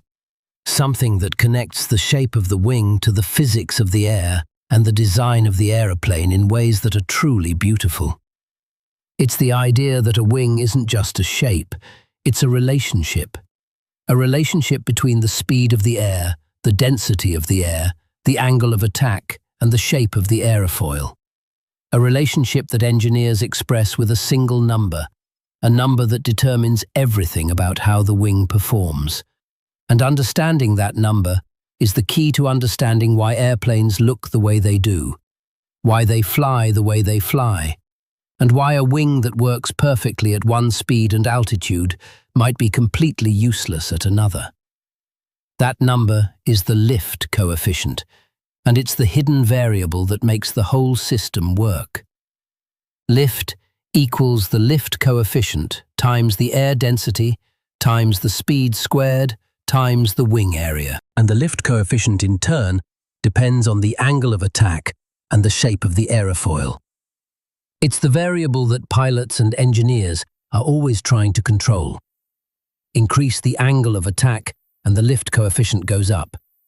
Increase the speed and the lift coefficient can go down. Increase the wing area and you can reduce the speed. It's a dance, a constant dance between four variables, all trying to find the right balance, the right relationship that will keep the aeroplane in the air. And that dance, that relationship, is the heart of flight. So now we have the wing. We understand how it generates lift, how it changes shape, how it manages the complex relationship between speed, angle of attack, and air density. We've seen how centuries of experimentation, from Cayley's silver disc to the Wright brothers' wind tunnel, led us to the modern airfoil. But here's the thing about lift. It only works when the wing is moving. Without forward motion, the wing is just a shape. It's like a sail without wind.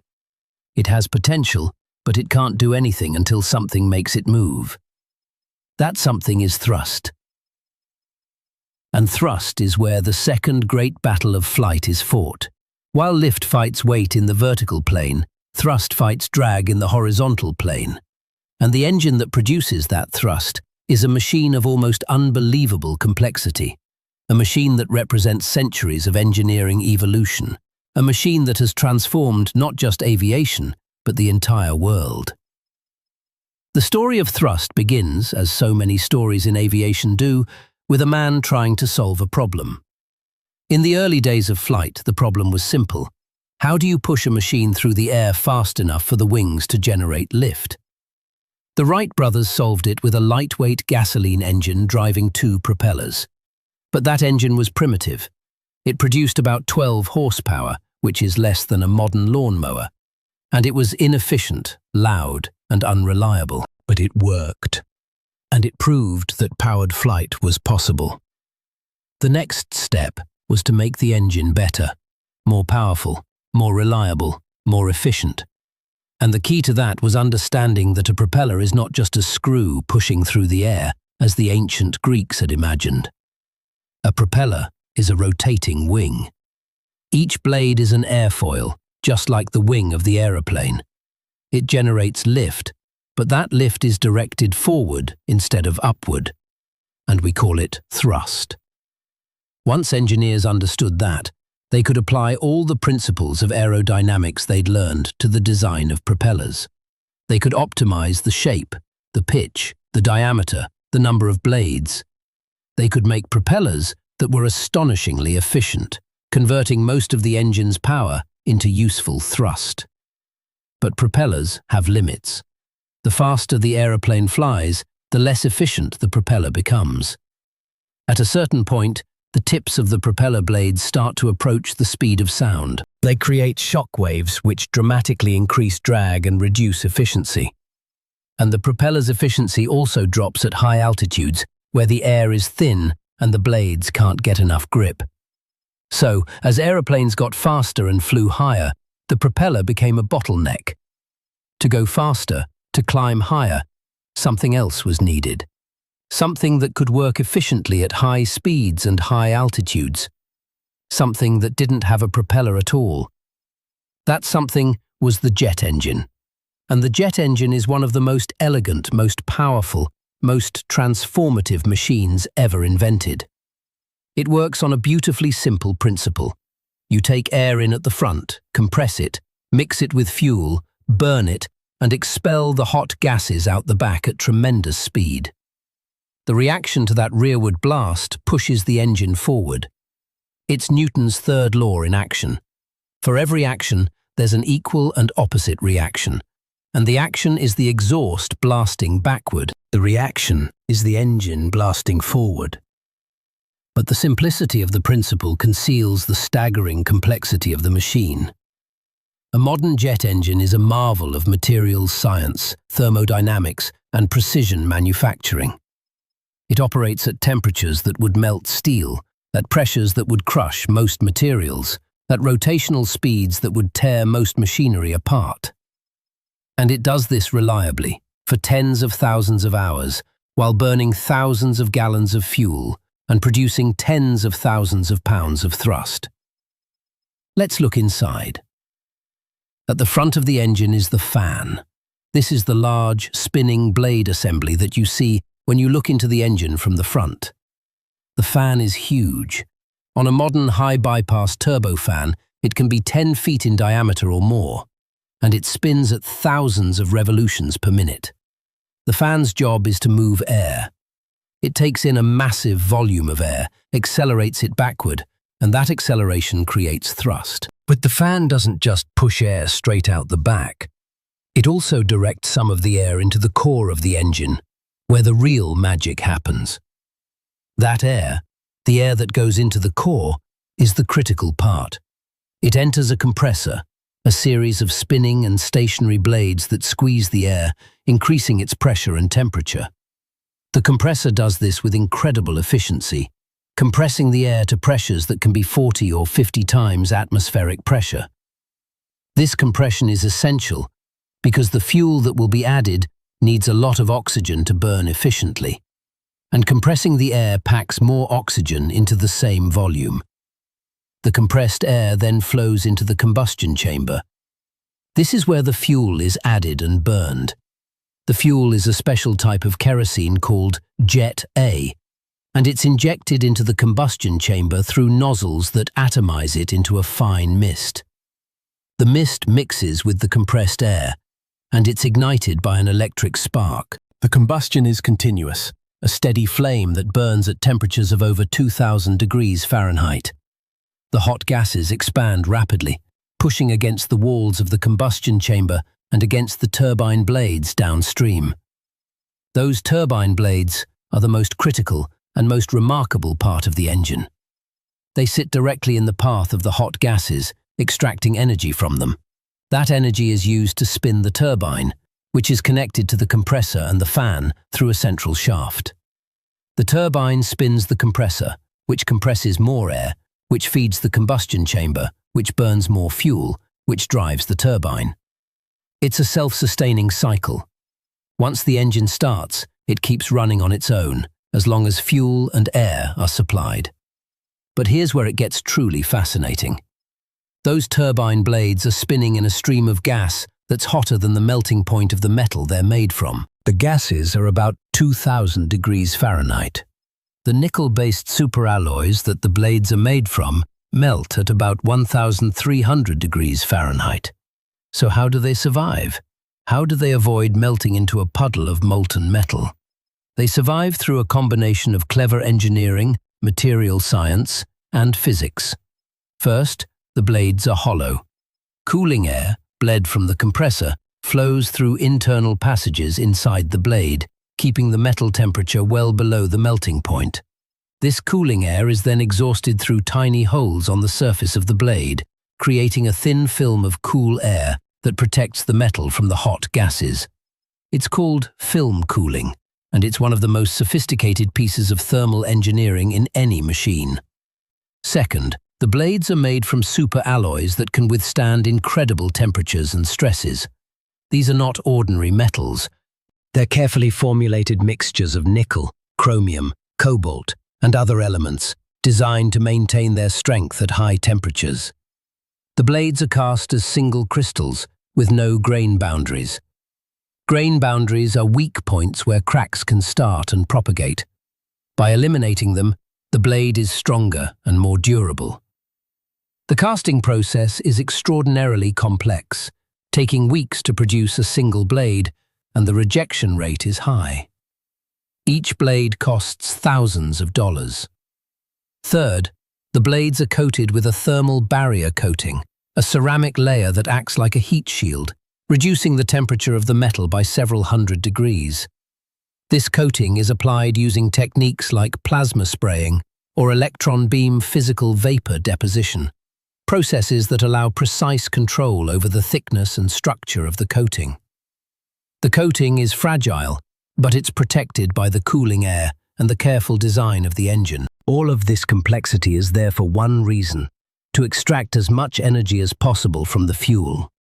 Every degree of temperature that the turbine can withstand translates to more efficiency, more thrust, more range. The engineers who design these engines are constantly pushing the limits, trying to get just a little more temperature, just a little more pressure, just a little more efficiency. After the turbine, the hot gases are exhausted out the back of the engine. On a pure turbojet, that exhaust provides the thrust. But on a modern high-bypass turbofan, the exhaust is just part of the story. Most of the air that enters the engine doesn't go through the core at all. It's accelerated by the large fan at the front and exits through the bypass duct, providing thrust more efficiently and more quietly than the hot exhaust. The ratio of bypass air to core air is called the bypass ratio, and it has increased dramatically over the years. Early turbojets had a bypass ratio of 0. Modern high-bypass turbofans can have bypass ratios of 10:1 or even higher. That means for every unit of air that goes through the core, 10 units go around it. This is why modern airliners are so much quieter and more fuel efficient than their predecessors. They're moving more air, more slowly, instead of a small amount of air at very high speed. And this brings us to one of the most important and counterintuitive concepts in propulsion. You get more thrust per unit of fuel by moving a large amount of air at a moderate speed than by moving a small amount of air at a very high speed. The reason is that thrust is proportional to the mass of air moved times the change in velocity.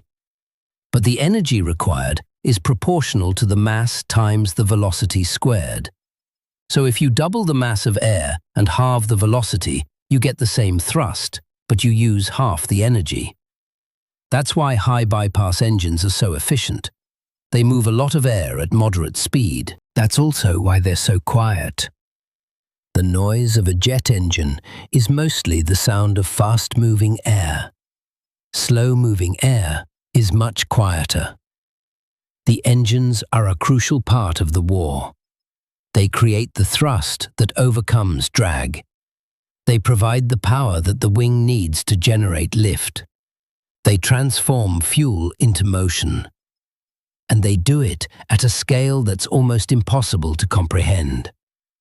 A modern engine like the General Electric GE90, which powers the Boeing 777, produces about 115,000 pounds of thrust. That's enough to lift a fully loaded 777, which weighs over 600,000 pounds, off the runway and into the air.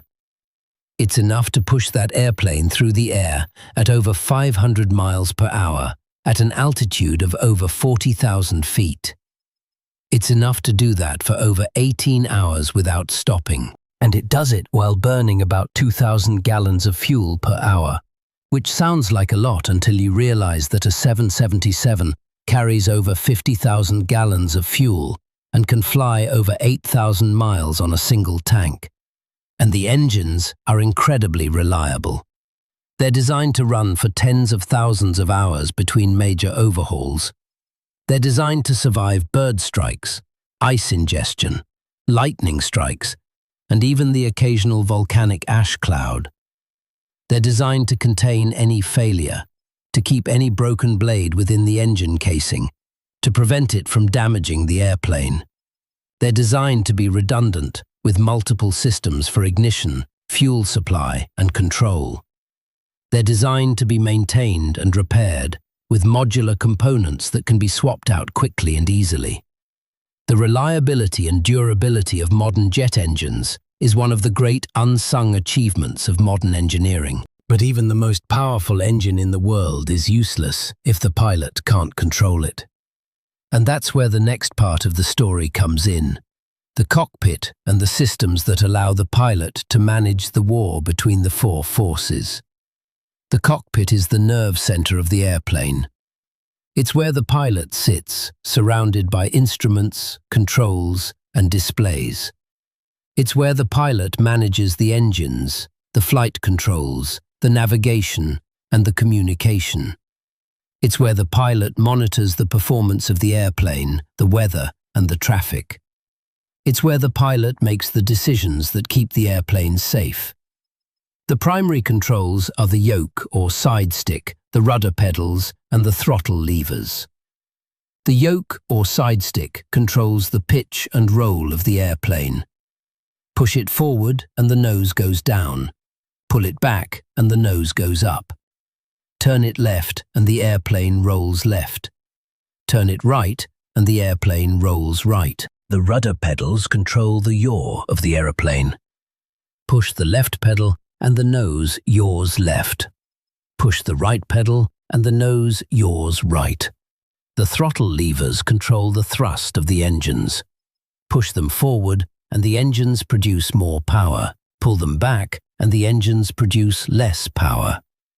These are the three axes of control, and they work together to manage the four forces. But the pilot isn't alone in the cockpit. They have an autopilot, a system that can maintain the aeroplane's heading, altitude, and speed. They have a flight management system, a computer that can calculate the most efficient route and guide the aeroplane along it. They have a weather radar, a system that can see thunderstorms and turbulence ahead. They have a traffic collision avoidance system, a system that can alert the pilot to other aeroplanes and even provide instructions for avoiding a collision. They have an instrument landing system, a system that can guide the airplane to the runway in low visibility. They have a ground proximity warning system, a system that can alert the pilot if the airplane is getting too close to the ground. And they have the pilots themselves, two highly trained, highly skilled, and highly experienced professionals who have spent years learning how to fly. They've practiced every possible scenario. They've studied the systems and procedures in depth. They've trained in simulators that recreate the cockpit and the flight experience with incredible fidelity. And they've flown thousands of hours in actual airplanes, accumulating the judgment and experience that no computer can replicate. So the engine produces thrust. The pilot controls the thrust. The thrust drives the airplane forward. The wing generates lift. The lift overcomes weight. The airplane stays in the air. And the war continues, every second of every flight. But there's one more force we need to discuss.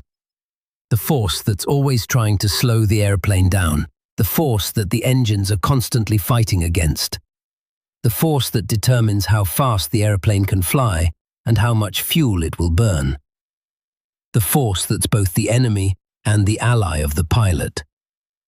The force we call drag. So we've met the four forces: weight, the dictator that never sleeps; lift, the cunning ally that uses the shape of the wing to fight gravity; thrust, the engine's contribution, the force that drives the airplane forward. And now we come to the fourth force, the force that's always there, always waiting, always trying to slow the airplane down. The force that pilots and engineers have been fighting for more than a century. The force that determines how fast you can fly, how high you can climb, how far you can go, and how much fuel you'll burn along the way. That force is drag. Drag is the resistance of the air to the passage of the aeroplane. It's the force that opposes thrust, that tries to steal the aeroplane's speed, that makes the engines work harder and burn more fuel. And unlike the other forces, drag is always acting. You can reduce it, you can manage it, you can design around it, but you can never eliminate it completely. As long as the aeroplane is moving through the air, there will be drag. And this is where the war gets really interesting. Because drag isn't a simple force. It's actually two different forces, with two different causes, two different behaviors, and two different strategies for management. The first type is called parasitic drag. The second is called induced drag. And understanding the difference between them is the key to understanding why aeroplanes look the way they do, why they fly the way they fly, and why some aeroplanes are efficient and others are not. Let's start with parasitic drag. It's called parasitic because it's not directly related to the production of lift. It's just the drag of the aeroplane itself, moving through the air. It's the air rubbing against the skin of the aeroplane, the air hitting the front of the fuselage, the air swirling around the landing gear and the antennas and the wingtips. Parasitic drag is a function of the airplane's shape and surface. A smoother, more streamlined shape has less parasitic drag. A blocky, irregular shape has more. This is why aeroplanes have those beautiful, sweeping shapes, why the fuselage tapers to a point at the back, why the cockpit is seamlessly integrated into the nose. Every curve, every joint, every seam is designed to reduce parasitic drag, to let the air flow around the airplane as smoothly as possible. Parasitic drag has two components. The first is form drag, which is the drag created by the shape of the airplane.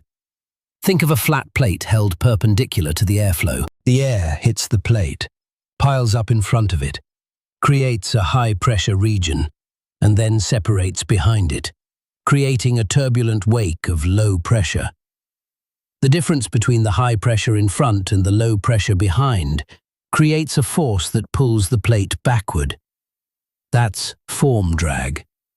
A streamlined shape, like a teardrop, reduces form drag because the air can flow smoothly around it and close gently behind it, without creating a large wake. The second component is skin friction drag, which is the drag created by the friction of air molecules rubbing against the surface of the airplane. Even a perfectly streamlined shape has skin friction. The air molecules near the surface are slowed down by their interaction with the surface, creating a boundary layer of slower-moving air.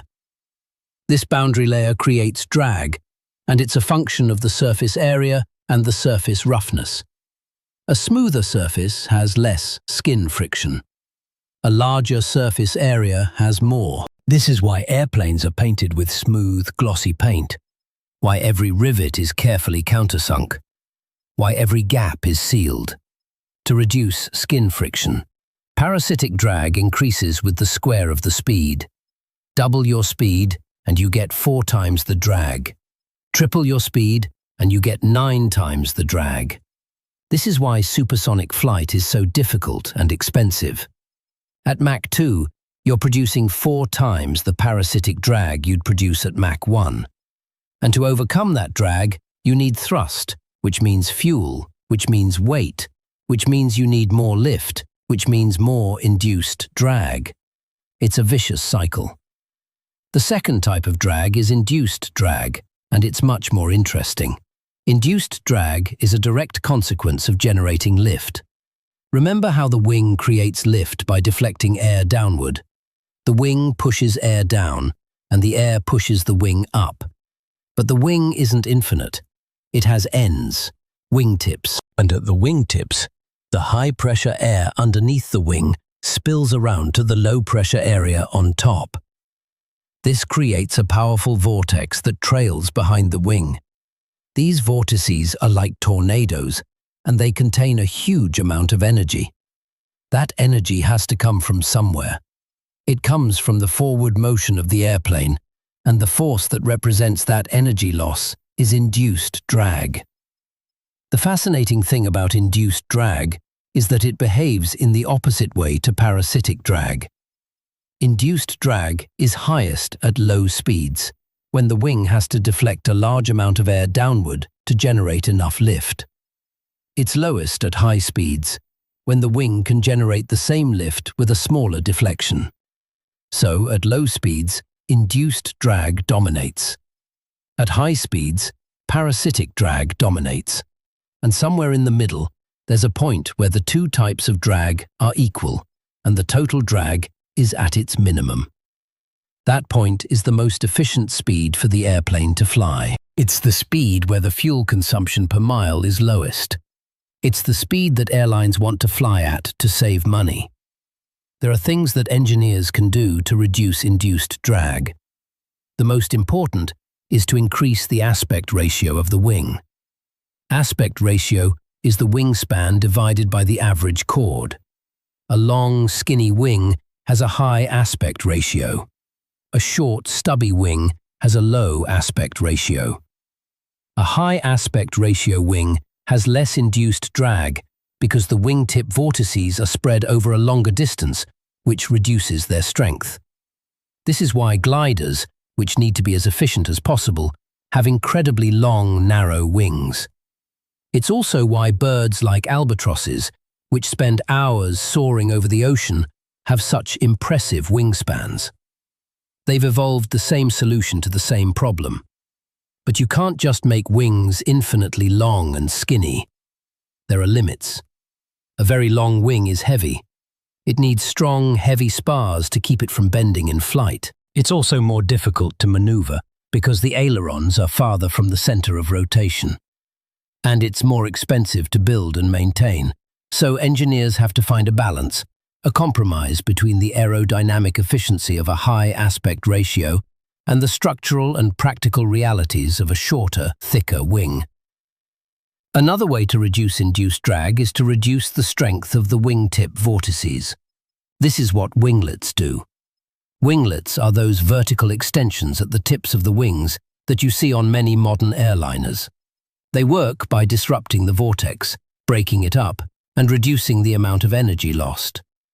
They're not just decorative, they can reduce induced drag by up to 5%, which translates to significant fuel savings over the life of the airplane. Induced drag also depends on the shape of the wing's planform, the shape of the wing when viewed from above. An elliptical wing, like the wing on the Supermarine Spitfire, has the lowest possible induced drag for a given wingspan. The Spitfire was one of the most successful fighters of World War II, and its elliptical wing was a key reason. It allowed the airplane to turn tightly and climb quickly while still maintaining high speed. But elliptical wings are difficult and expensive to manufacture. The curved shape requires complex tooling and precise workmanship. So most modern airplanes use a simpler shape, usually a straight or slightly tapered wing, and accept the small increase in induced drag as a trade-off for lower manufacturing costs. The wing is a compromise. Every aspect of its design is a compromise between competing demands. The shape of the airfoil is a compromise between lift and drag. The aspect ratio is a compromise between efficiency and structural weight.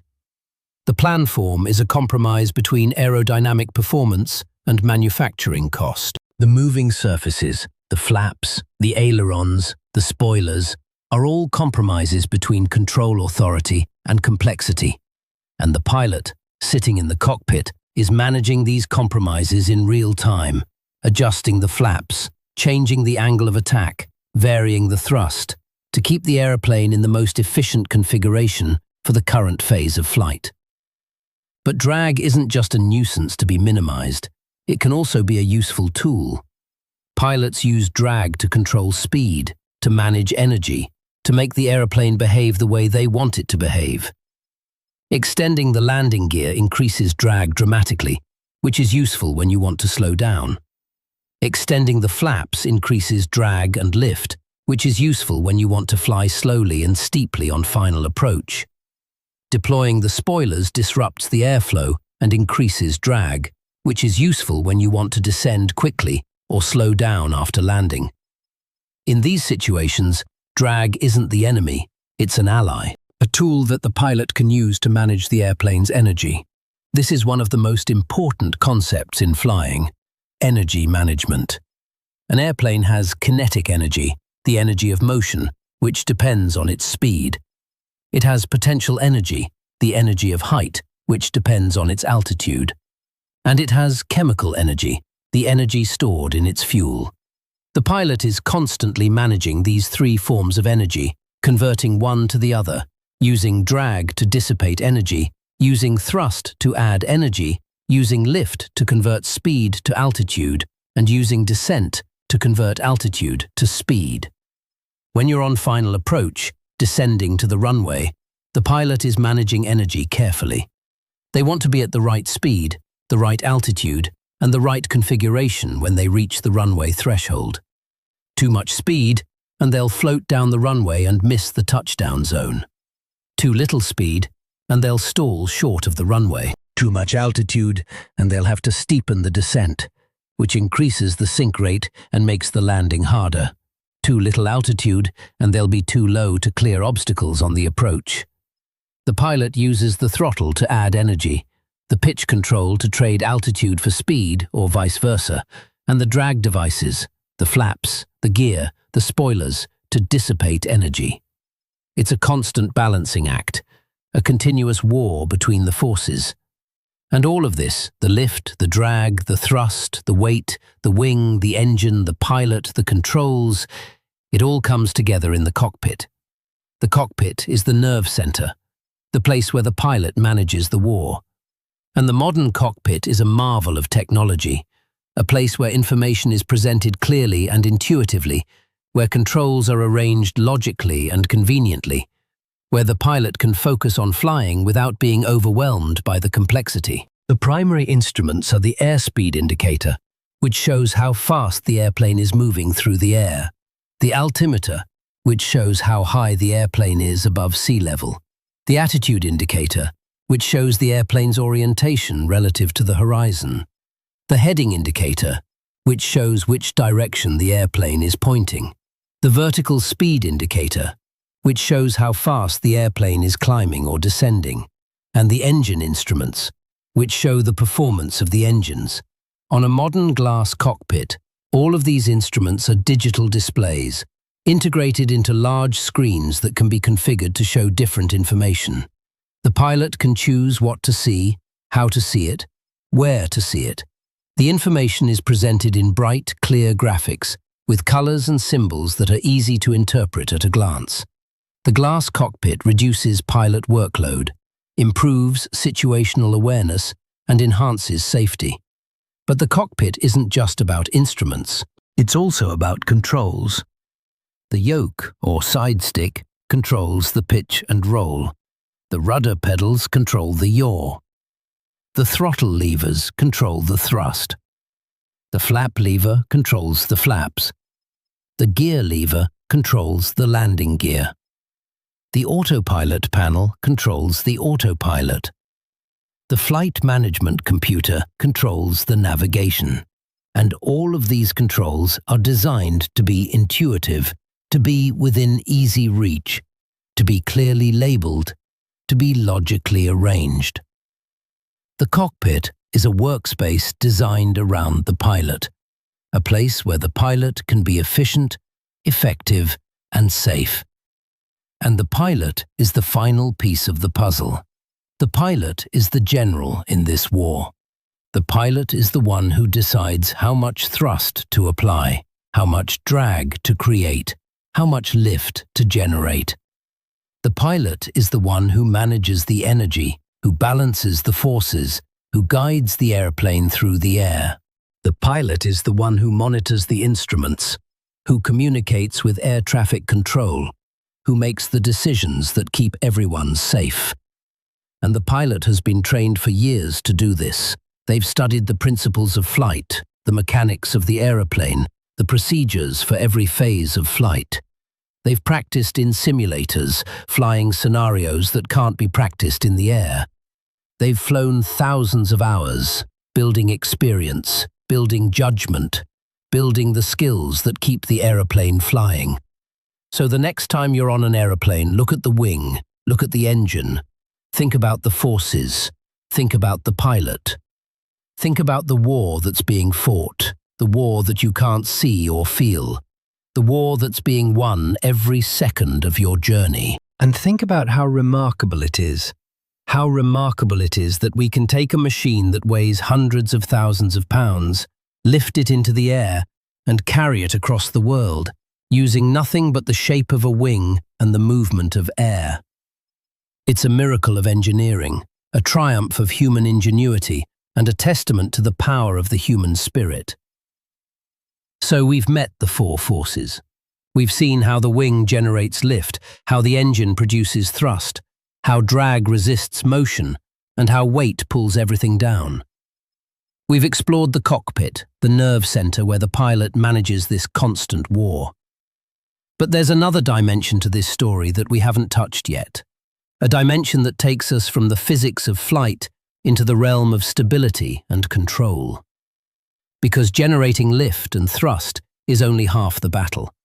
The other half is making sure the airplane goes where the pilot wants it to go and stays there when the pilot wants it to stay. An airplane moves in 3 dimensions, and it can rotate around 3 different axes. These rotations are called pitch, roll, and yaw. And controlling them is the essence of flying. Without control, the airplane is just a projectile, a rock thrown into the air, subject to the whims of wind and gravity. With control, the airplane becomes a vehicle, a machine that can be guided, directed, and managed. Let's start with pitch. Pitch is the rotation of the airplane around its lateral axis, the axis that runs from wingtip to wingtip. When the nose goes up, the airplane pitches up. When the nose goes down, the airplane pitches down. Pitch is controlled by the elevator, a movable surface on the horizontal stabilizer at the tail of the airplane. When the pilot pulls back on the yoke or side stick, the elevator deflects upward. This upward deflection pushes the tail down, which raises the nose. When the pilot pushes forward, the elevator deflects downward, pushing the tail up and lowering the nose. It's a simple lever, a seesaw, with the wing as the pivot point. But pitch is more than just moving the elevator. It's about managing the angle of attack, the angle between the wing and the oncoming air. The angle of attack determines how much lift the wing generates. Too little angle of attack, and the airplane can't generate enough lift to stay in the air. Too much angle of attack, and the wing stalls. The lift collapses, and the airplane falls. The elevator is the tool the pilot uses to adjust the angle of attack. Pull back, increase the angle of attack, generate more lift, climb. Push forward, decrease the angle of attack, generate less lift, descend. It's a delicate balance, a constant adjustment, a continuous war. The second axis is roll. Roll is the rotation of the airplane around its longitudinal axis, the axis that runs from nose to tail. When one wing goes up and the other goes down, the airplane rolls. Roll is controlled by the ailerons, movable surfaces on the trailing edge of the wings near the tips. The ailerons work in opposition. When the left aileron goes up, the right aileron goes down. The downward aileron increases the camber of the wing, generating more lift. The upward aileron decreases the camber, generating less lift. The wing with more lift rises, and the wing with less lift drops. The airplane rolls toward the wing with less lift. Roll is how you turn an airplane. You don't turn by yawing the nose. You don't turn by steering like a car. You turn by banking, by rolling the airplane so that the lift vector tilts sideways. The lift vector is the force generated by the wing, and it always acts perpendicular to the wing. When the wing is level, the lift vector acts straight up, opposing weight. When the wing is banked, the lift vector tilts, and a component of it acts sideways, pulling the airplane around the turn. The more you bank, the tighter you turn. It's like leaning into a turn on a bicycle. The lean creates a sideways force that pulls you around the corner. The third axis is yaw. Yaw is the rotation of the airplane around its vertical axis, the axis that runs from top to bottom. When the nose swings left or right, the airplane yaws. Yaw is controlled by the rudder, a movable surface on the vertical stabilizer at the tail. When the pilot presses the left rudder pedal, the rudder deflects left. The airflow pushes the tail right and the nose swings left. Press the right pedal and the opposite happens. The rudder is used primarily for coordination, to keep the airplane pointed in the direction it's actually moving, to prevent skidding or slipping through the air. These 3 axes, pitch, roll, and yaw, are the fundamental controls of flight, and the pilot uses them constantly, continuously. every second they're in the air. But the pilot isn't just moving the controls randomly. They're guided by the instruments in the cockpit, by the feel of the airplane through the controls, by the sound of the engines, by the view out the window. They're constantly making small adjustments, correcting for disturbances, keeping the airplane on its intended path. This constant adjustment is necessary because airplanes are not inherently stable. Unlike a car, which tends to go straight when you let go of the steering wheel, an airplane will eventually deviate from its course if left to its own devices. The atmosphere is turbulent. The air is never perfectly still. There are always gusts, updrafts, downdrafts, and changes in pressure and temperature. These disturbances push the airplane off course, change its attitude, alter its speed. The pilot, or the autopilot, must constantly compensate, must constantly restore the balance of forces. And this is where the design of the aeroplane becomes crucial. Engineers have learned, over more than a century of experience, how to design aeroplanes that are naturally stable, that tend to return to their original attitude after a disturbance. This is called static stability. An aeroplane with positive static stability, when disturbed, will tend to return to its original attitude. An aeroplane with neutral static stability will stay in its new attitude. An aeroplane with negative static stability will continue to diverge from its original attitude, getting worse and worse. A good aeroplane has positive static stability. It's designed so that when a gust pushes the nose up, the aeroplane naturally tends to push the nose back down. When a gust rolls the aeroplane, it naturally tends to roll back level. This is achieved through careful design of the wing, the tail, and the fuselage. The wing is mounted at a specific angle relative to the fuselage. The tail is sized and positioned to provide the right restoring forces. The center of gravity is located in a specific position relative to the center of lift. All of these factors work together to create an airplane that is stable, predictable, and easy to fly. But stability comes at a cost. An airplane that is too stable is sluggish, hard to maneuver, unresponsive to the pilot's inputs.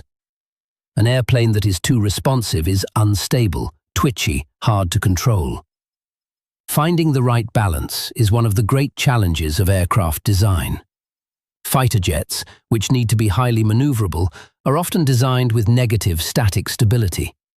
They're inherently unstable, which makes them incredibly responsive to the pilot's inputs, but they require sophisticated flight control computers to keep them from tumbling out of control. Commercial airliners, which need to be stable and comfortable for passengers, are designed with positive static stability. They're less maneuverable, but they're safer, easier to fly, and more forgiving of pilot error. This is where the autopilot comes in. The autopilot is a system that can take over the job of maintaining stability and control. It can hold the airplane at a constant altitude, a constant heading, a constant speed. It can follow a programmed route, climb and descend at predetermined rates, even land the airplane in low visibility. The autopilot uses the same controls as the pilot: the elevator, the ailerons, the rudder, and the throttles. But instead of being moved by the pilot's hands and feet, they're moved by electric motors, hydraulic actuators, and electronic signals. The autopilot is not a replacement for the pilot. It's a tool, a system that reduces workload, enhances safety, and improves efficiency. But even with an autopilot, the pilot remains in command.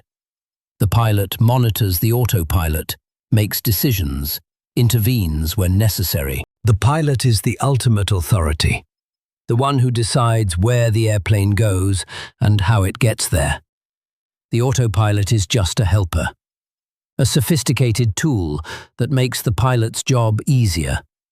And all of this, the stability, the control, the autopilot, the pilot, it all comes together in the cockpit.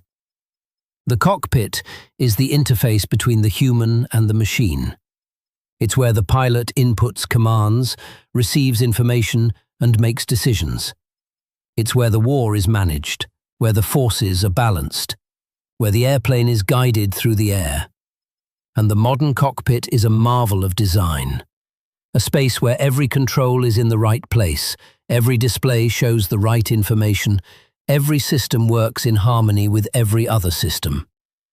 So the next time you're on an airplane, think about the stability, the control, the autopilot, the pilot. Think about the thousands of adjustments being made every second, the constant corrections, the continuous balancing of forces. Think about the design of the airplane, the careful engineering that makes it stable and controllable. And think about the pilot, sitting in the cockpit, managing the war, keeping you safe and taking you where you need to go. It's a remarkable system, a triumph of human ingenuity, and a testament to the power of engineering. So we have the wing, the engine, the controls, and the pilot. We understand the four forces and how they're managed. But there's still one more piece of this story that we need to explore. One more dimension that connects everything we've talked about and shows how the entire system comes together. It's the journey itself. The sequence of events that transforms a stationary machine on the ground into a flying vehicle, carries it across the sky, and brings it back to Earth safely. That journey is called the flight envelope, and understanding it is the key to understanding how all the pieces fit together. The flight envelope begins on the ground. The aeroplane is sitting at the gate, parked, engines off, surrounded by ground equipment. It's heavy, loaded with fuel, passengers and cargo. The weight is pressing down on the landing gear, compressing the tires, loading the shock absorbers. The wing is generating no lift. The engine is producing no thrust. The forces are in equilibrium, but it's a fragile equilibrium, a temporary truce. Soon, the war will begin again. The first phase of the flight is taxi. The pilot starts the engines, releases the parking brake, and advances the throttles slightly. The engines produce a small amount of thrust, just enough to overcome the rolling resistance of the wheels and push the airplane forward. The pilot steers the airplane using the nose wheel or the rudder pedals, following the guidance of ground control, moving slowly along the taxiways toward the runway. The forces are gentle now. The war is on hold, waiting for the main event. Then the airplane reaches the runway. The pilot lines up with the center line, stops, and waits for clearance from the tower. The engines are at idle. The brakes are set. The flaps are extended to their takeoff position, increasing the camber of the wing and generating more lift at low speeds. The trim is set for takeoff. The flight instruments are checked. Everything is ready. The clearance comes. The pilot releases the brakes and advances the throttles to the takeoff power setting. The engines roar, producing maximum thrust. The airplane accelerates down the runway, pressing the pilot back into the seat, building speed rapidly. The weight is still bearing down on the landing gear, but the wing is starting to work. As the speed increases, the airflow over the wing accelerates, the pressure difference grows, and the lift begins to build. Slowly at first, then faster and faster, the weight is transferred from the landing gear to the wings. The tires start to unload. The shock absorbers start to extend. The airplane gets lighter on its feet. At a specific speed called rotation speed, the pilot pulls back on the yoke. The elevator deflects upward, pushing the tail down and raising the nose. The angle of attack increases, and the wing generates the final bit of lift needed to overcome weight. The main landing gear lifts off the runway. The airplane is flying. The initial climb is a critical phase. The pilot must maintain the right speed, the right angle, the right configuration. The flaps are still extended, providing extra lift, but also creating drag. The landing gear is still down, creating even more drag. The pilot manages the thrust, adjusting the throttles to maintain the climb speed. The airspeed indicator is the primary guide, showing whether the airplane is accelerating, decelerating, or maintaining its speed. The attitude indicator shows the pitch angle, the angle of the nose relative to the horizon. The vertical speed indicator shows the rate of climb. As the airplane climbs, the air gets thinner. The air density decreases, which reduces both lift and thrust. The pilot must constantly adjust, must constantly balance the forces. The climb is a war, a battle between weight pulling down, lift pushing up, thrust pushing forward, and drag pulling back. The pilot is the general, managing the forces, keeping the airplane climbing efficiently. Once the airplane reaches a safe altitude, the pilot retracts the landing gear. The gear doors close, streamlining the underside of the airplane and reducing drag. The pilot then retracts the flaps, reducing the camber of the wing and reducing drag further. The airplane accelerates to its climb speed, and the pilot reduces the thrust to the climb power setting, saving fuel while still climbing. The war continues, but it's a different phase now. The airplane is climbing, gaining altitude, entering the realm of the sky. The climb continues until the airplane reaches its cruising altitude, typically between 30,000 and 40,000 feet. At this altitude, the air is thin and cold, about -50 degrees Fahrenheit. The outside pressure is only about a quarter of what it is at sea level. The cabin is pressurized, maintaining a comfortable environment for the passengers, but the structure of the airplane is working hard, holding the pressure differential, resisting the forces that want to push the skin outward. At cruising altitude, the pilot sets the thrust to the cruise power setting, a level that balances thrust and drag and maintains the desired speed. The airplane is now in equilibrium. Lift equals weight. Thrust equals drag. The airplane is flying straight and level, not climbing, not descending, not accelerating, not decelerating. The war is at a stalemate. But it's a delicate stalemate, a fragile balance that can be disrupted by any disturbance. The autopilot takes over now, maintaining the heading, the altitude, and the speed. The pilot monitors the systems, checks the fuel, reviews the navigation, communicates with air traffic control. But the war continues, even if it's being fought by machines. The autopilot makes constant small adjustments, compensating for gusts, for changes in air density, for the gradual lightening of the airplane as fuel is burned. The forces are still there, still fighting, still balanced. The cruise phase can last for hours, depending on the route. The engines are burning fuel, converting chemical energy into motion.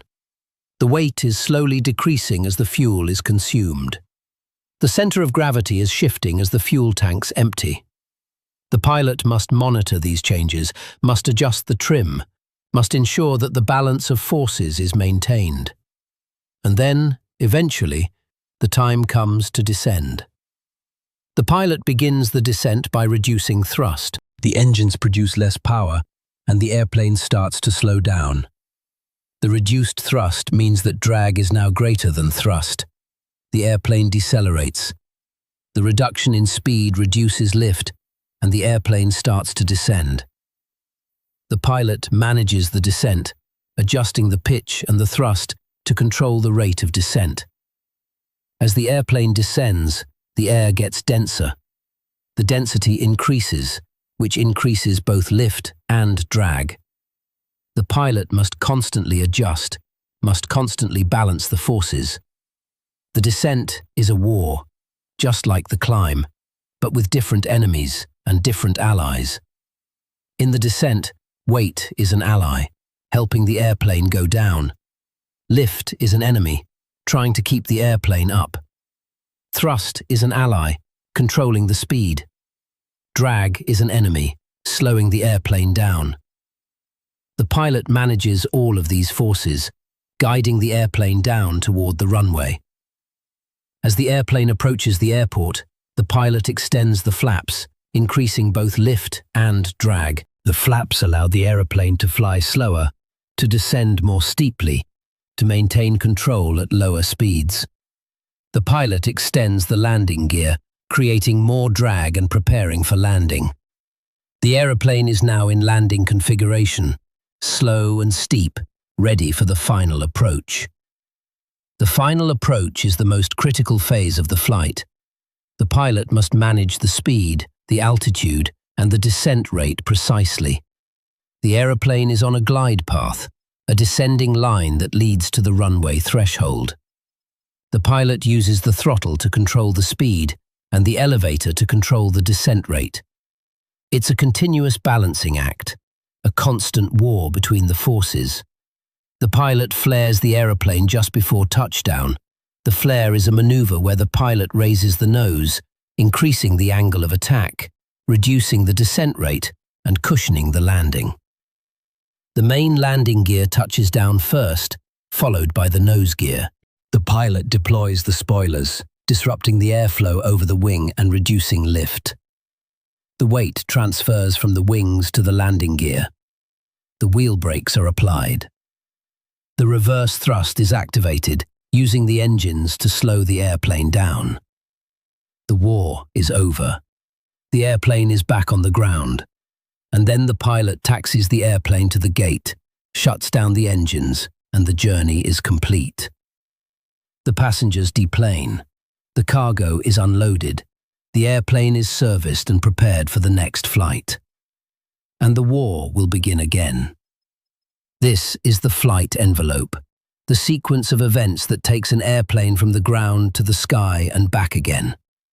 It's a complex, carefully managed process, a continuous balancing of forces, a constant war between lift and weight, thrust and drag.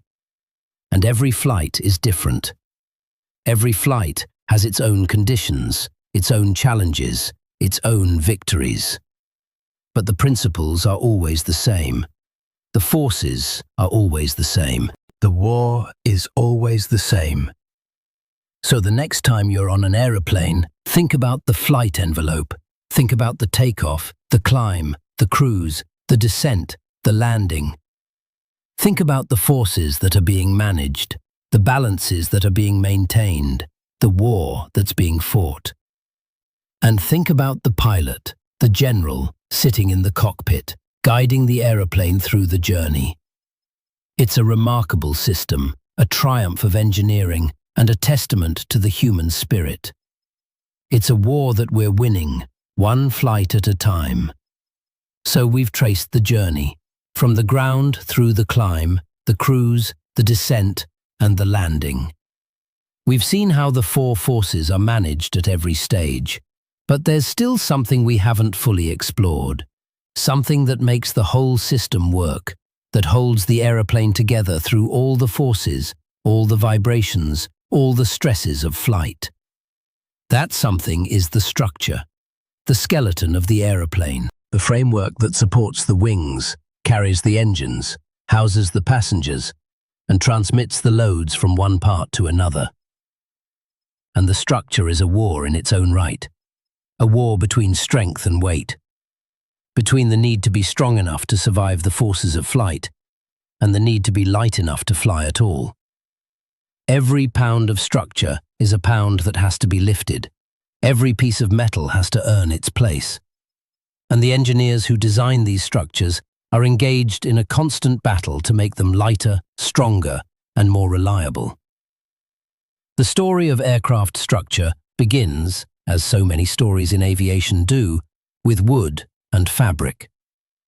The Wright brothers' flyer was built from spruce and ash, with cotton fabric stretched over the wings. The frame was held together with wire and glue.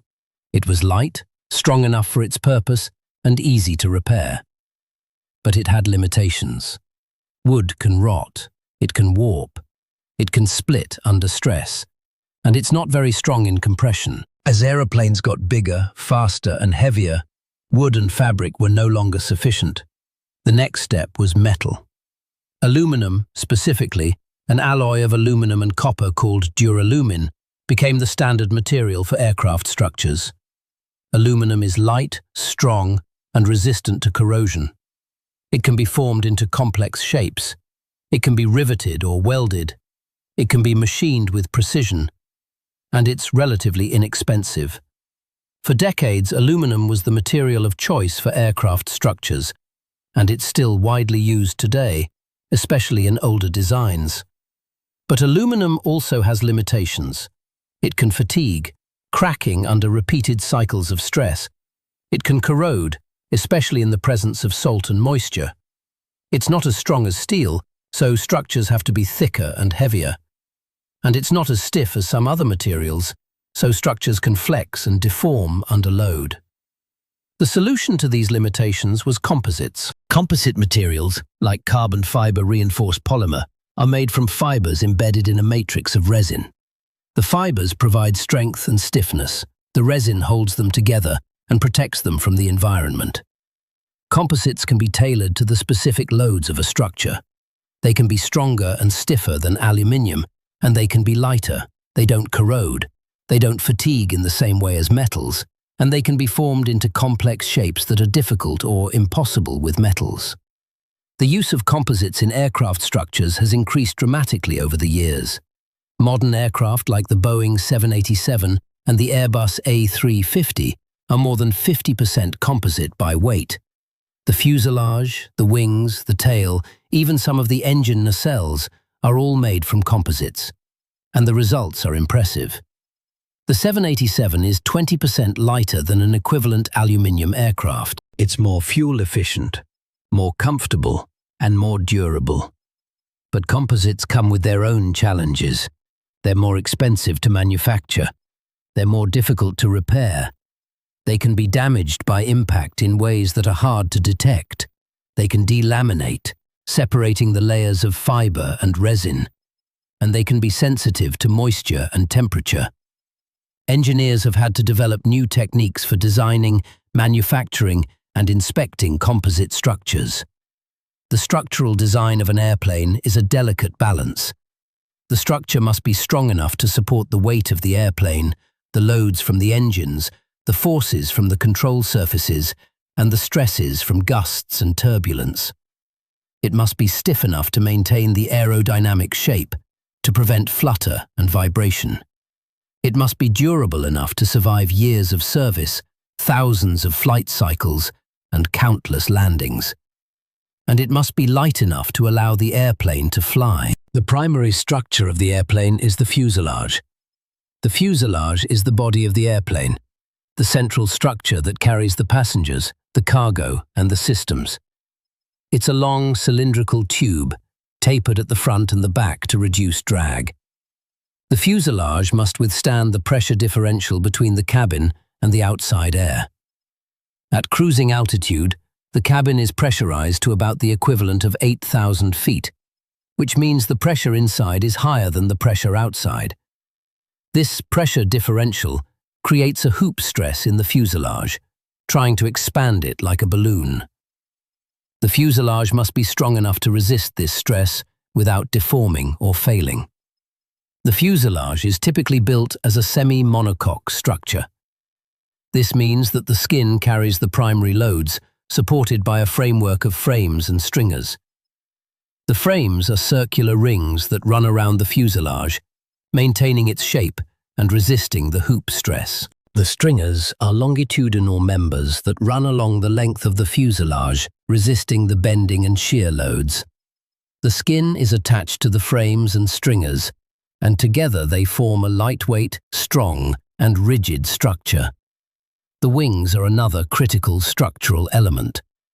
The wings must support the weight of the aeroplane in flight, plus the loads from the engines, the fuel, and the control surfaces.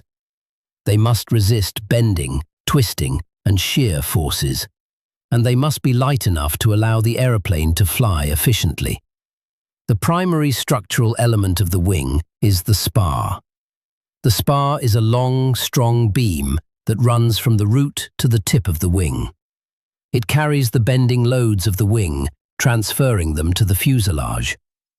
The spar is usually located at approximately 25 to 40% of the chord, the distance from the leading edge to the trailing edge. The spar is made from a cap, a flange at the top and bottom, and a web connecting them. The caps carry the bending loads.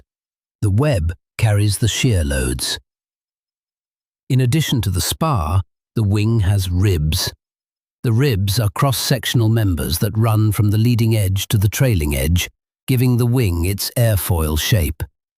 The ribs are spaced along the span of the wing, providing support for the skin and distributing the loads. The skin of the wing is also a structural element, carrying shear loads and contributing to the overall strength and stiffness. The engines are mounted to the structure, either under the wing or on the fuselage. The engine mounts must transfer the thrust loads to the airframe, supporting the weight of the engine and resisting the forces from the spinning fan and turbine. The engine mounts are designed to fail safely in the event of an engine failure, releasing the engine from the airframe without causing damage to the rest of the airplane. The tail section, or empennage, is another critical structural element. The tail provides stability and control, with the vertical stabilizer preventing yaw and the horizontal stabilizer preventing pitch. The tail must be strong enough to resist the aerodynamic forces from the control surfaces, especially the elevator and rudder. It must also withstand the loads from the tail itself, which can be significant during maneuvers. And all of these structures must be inspected and maintained over the life of the airplane. Inspections are scheduled at regular intervals, ranging from daily checks to major overhauls every few years. The inspections are designed to detect any damage, wear, or corrosion, and to ensure that the structure remains safe and airworthy. So the structure is a war between strength and weight, between durability and cost, between safety and performance.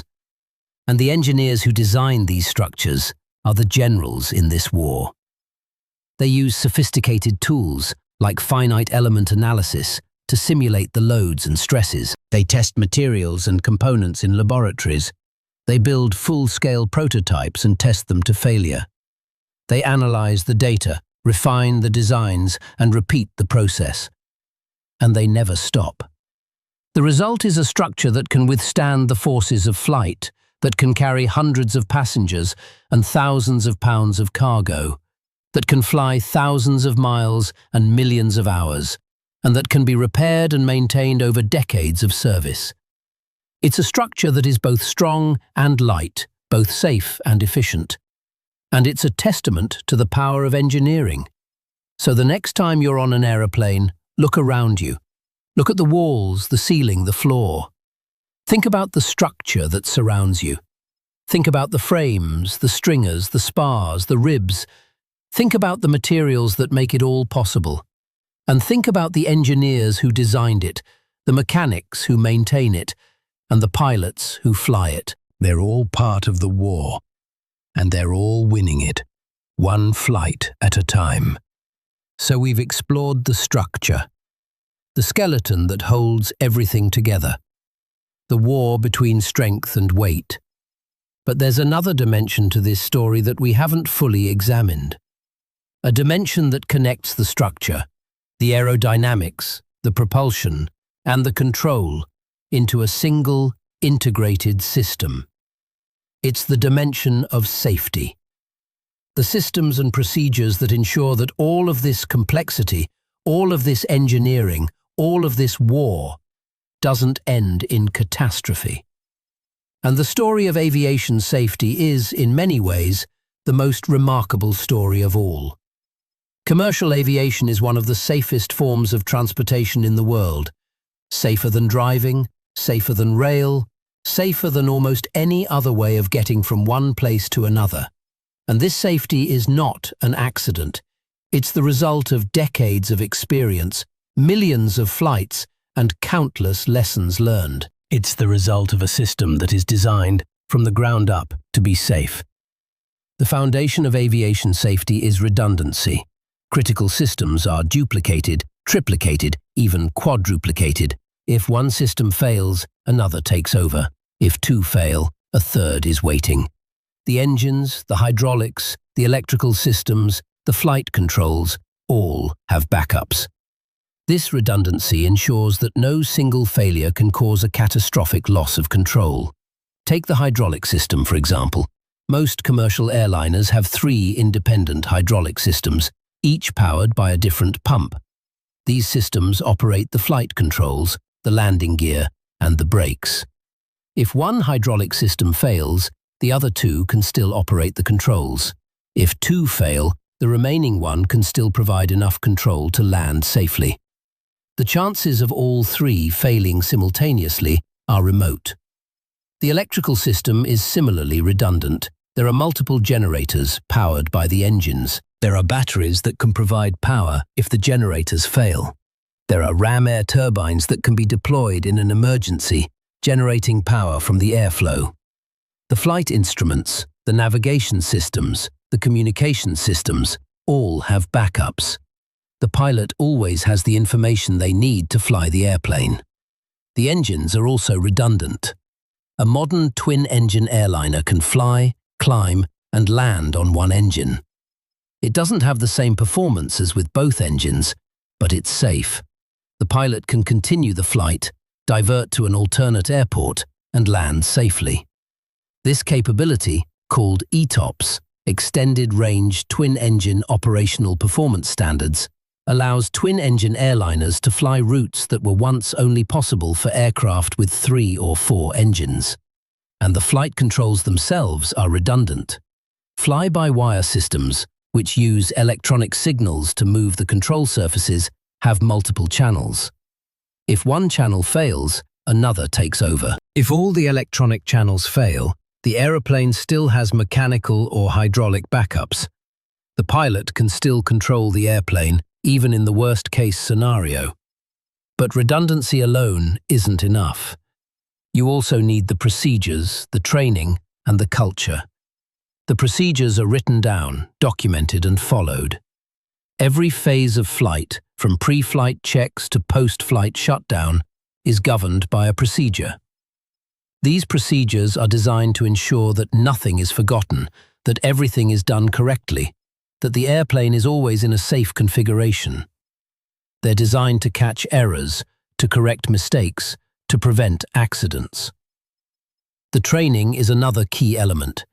Pilots train for years, in classrooms, in simulators, and in the airplane. They practice normal procedures, emergency procedures, and abnormal procedures. They practice engine failures, hydraulic failures, electrical failures. They practice fires, depressurization, and ditching. They practice in all weather conditions, all times of day, all phases of flight.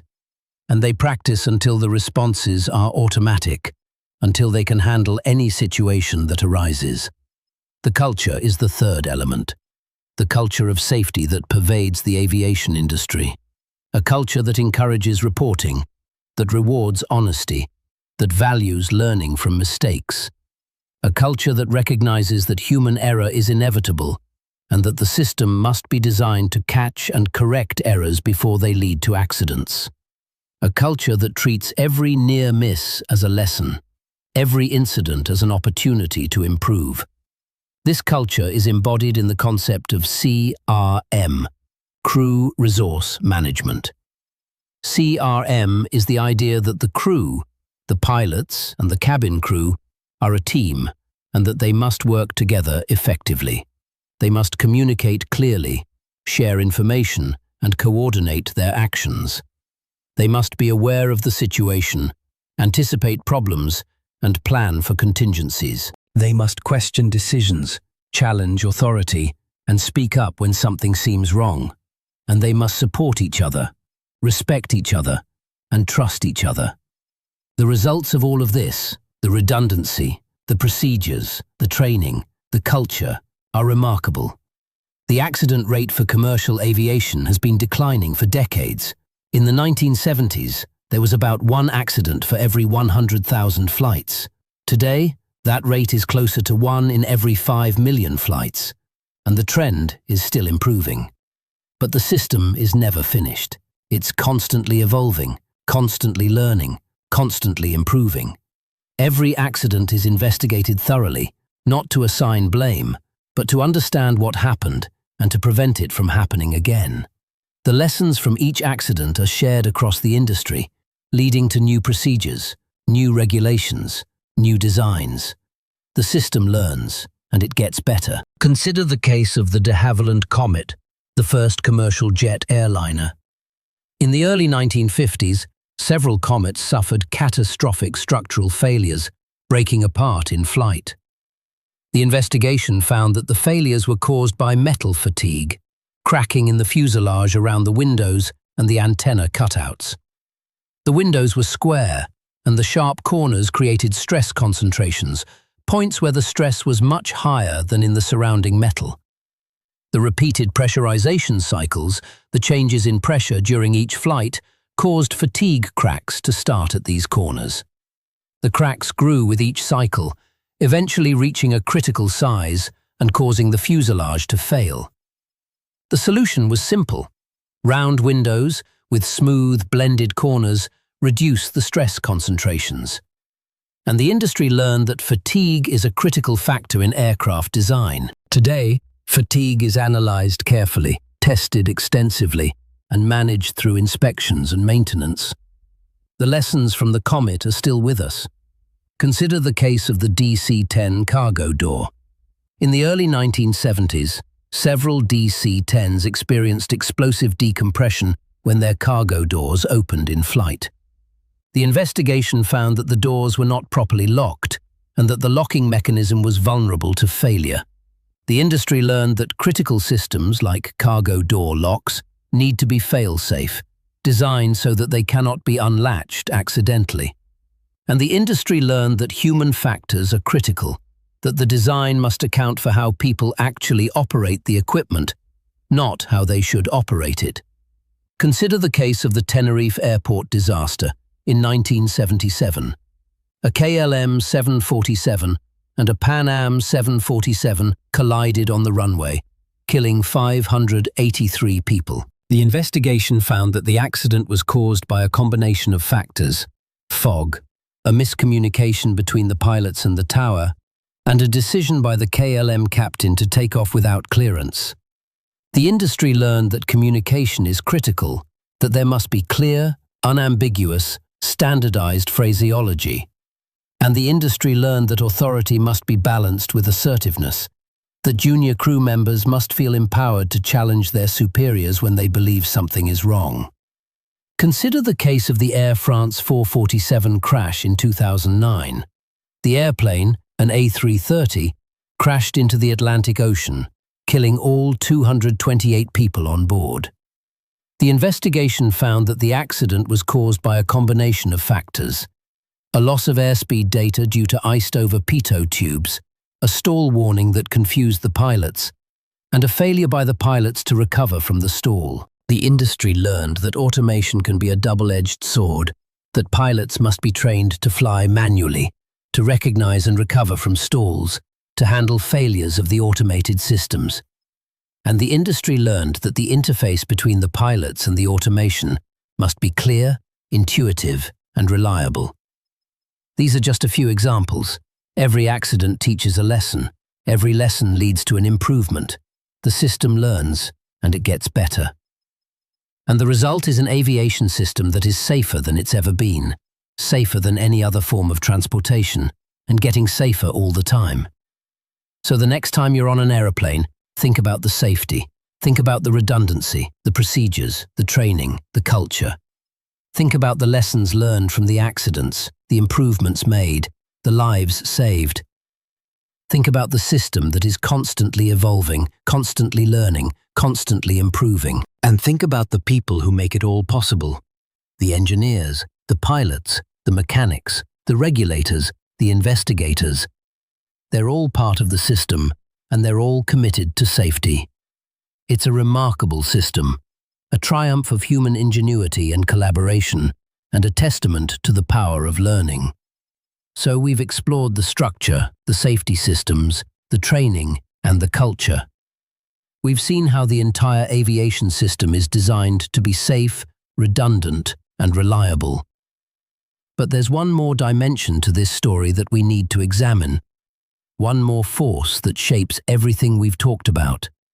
It's the force that demands constant innovation, constant improvement, constant evolution. It's the force that drives the industry forward, that pushes engineers to design better wings, more efficient engines, stronger structures, and safer systems. That force is competition. Competition is the engine of progress in aviation. It's the reason why airplanes today are so much better than the airplanes of 50 years ago. It's the reason why airlines can offer affordable fares, why passengers can fly in comfort and safety, why the industry continues to innovate and improve. Without competition, there would be no incentive to do better. Without competition, we'd still be flying in the airplanes of the 1950s. The competition in aviation takes many forms. There's the competition between manufacturers like Boeing and Airbus, who compete to build better airplanes. There's the competition between airlines, who compete for passengers and routes. There's the competition between countries, who compete for technological leadership and economic advantage. And there's the competition between engineers, who compete to solve problems, to find better solutions, to push the boundaries of what's possible. The competition between manufacturers is perhaps the most visible. Boeing and Airbus have been locked in a battle for dominance for decades. Each new airplane model is a salvo in this battle.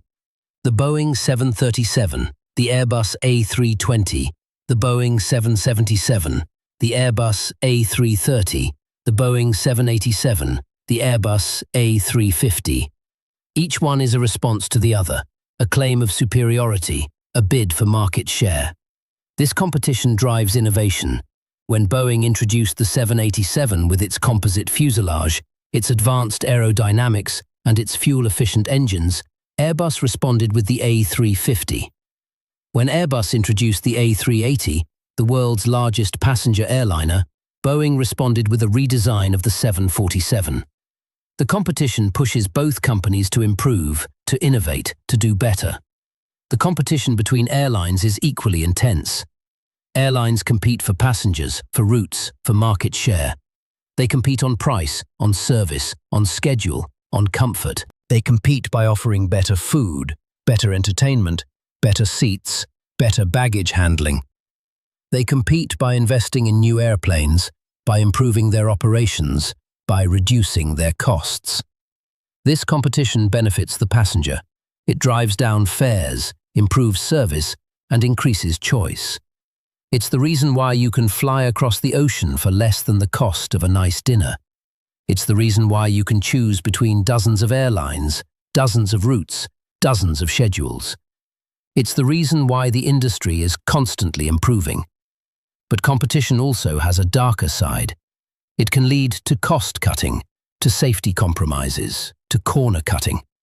It can lead to pressure on employees, to fatigue, to mistakes.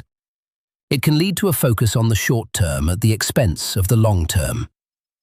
This is where regulation comes in, to ensure that the competition is fair, that safety is maintained, that the industry operates in the public interest. Regulation is another force that shapes aviation. Regulators like the Federal Aviation Administration in the United States and the European Union Aviation Safety Agency in Europe set the standards for safety, for maintenance, for training, for operations. They certify new aeroplanes, they oversee airlines, they enforce the rules. They ensure that the competition doesn't compromise safety, that the industry operates responsibly, that the public is protected. The relationship between competition and regulation is a delicate balance. Too little competition and the industry stagnates. Too little regulation and safety suffers. Too much competition and the industry becomes unstable. Too much regulation and the industry becomes inefficient. Finding the right balance is a constant challenge. The competition also drives technological innovation. The search for a competitive advantage leads to new materials, new designs, new systems. The search for fuel efficiency leads to better engines, better aerodynamics, better structures. The search for passenger comfort leads to better cabins, better seats, better entertainment. The search for operational efficiency leads to better air traffic control, better navigation, better scheduling. The competition is the engine that drives all of this progress. Consider the evolution of the jet engine. The early turbojets were noisy, thirsty, and unreliable, but the competition between manufacturers, like Pratt & Whitney, General Electric and Rolls-Royce drove a continuous improvement. Each new engine was more efficient, more powerful, more reliable. The introduction of the high-bypass turbofan was a major breakthrough, driven by the need to reduce fuel consumption and noise. The introduction of the geared turbofan was another breakthrough, driven by the need for even greater efficiency. The competition continues, and the engines continue to improve. Consider the evolution of the wing. The early wings were straight, simple, and inefficient. But the competition between manufacturers drove a continuous improvement. The introduction of the swept wing was a major breakthrough, driven by the need to reduce drag at high speeds.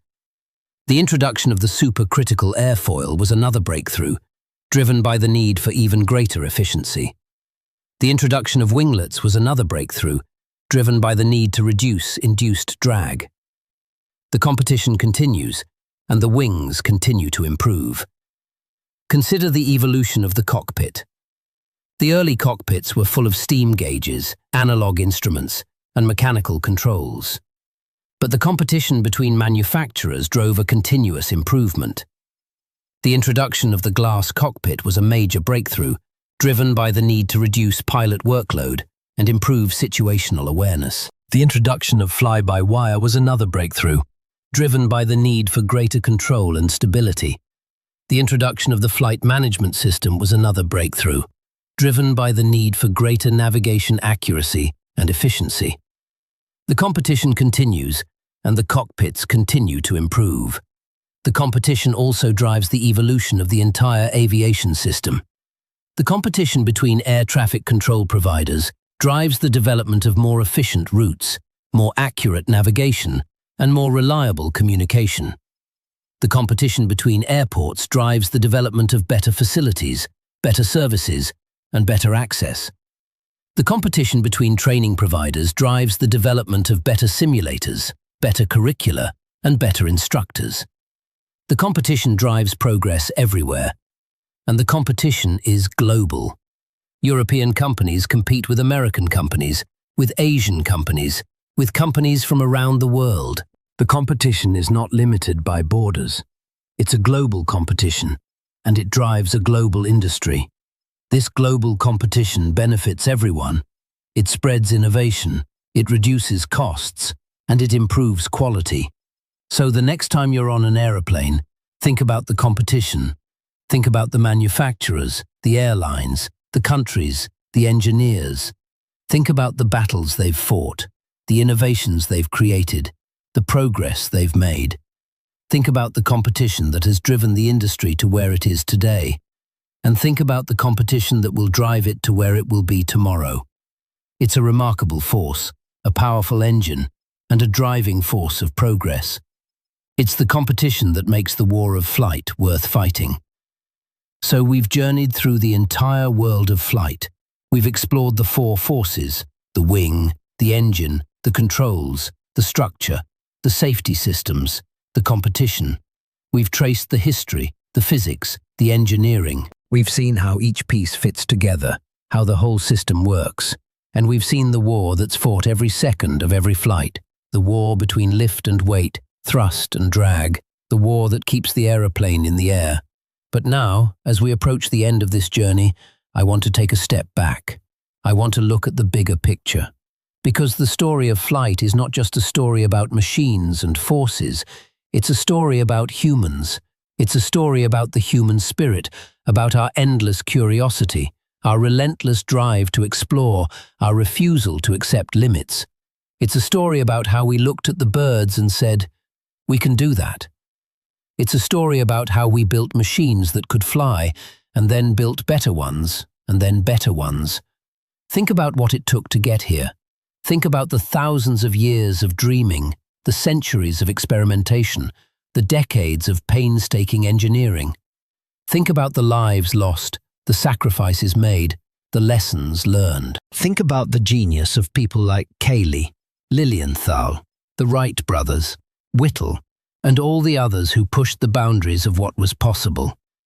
Think about the millions of flights, the billions of passengers, the countless journeys that have been made possible by this incredible technology. And think about what flight has given us.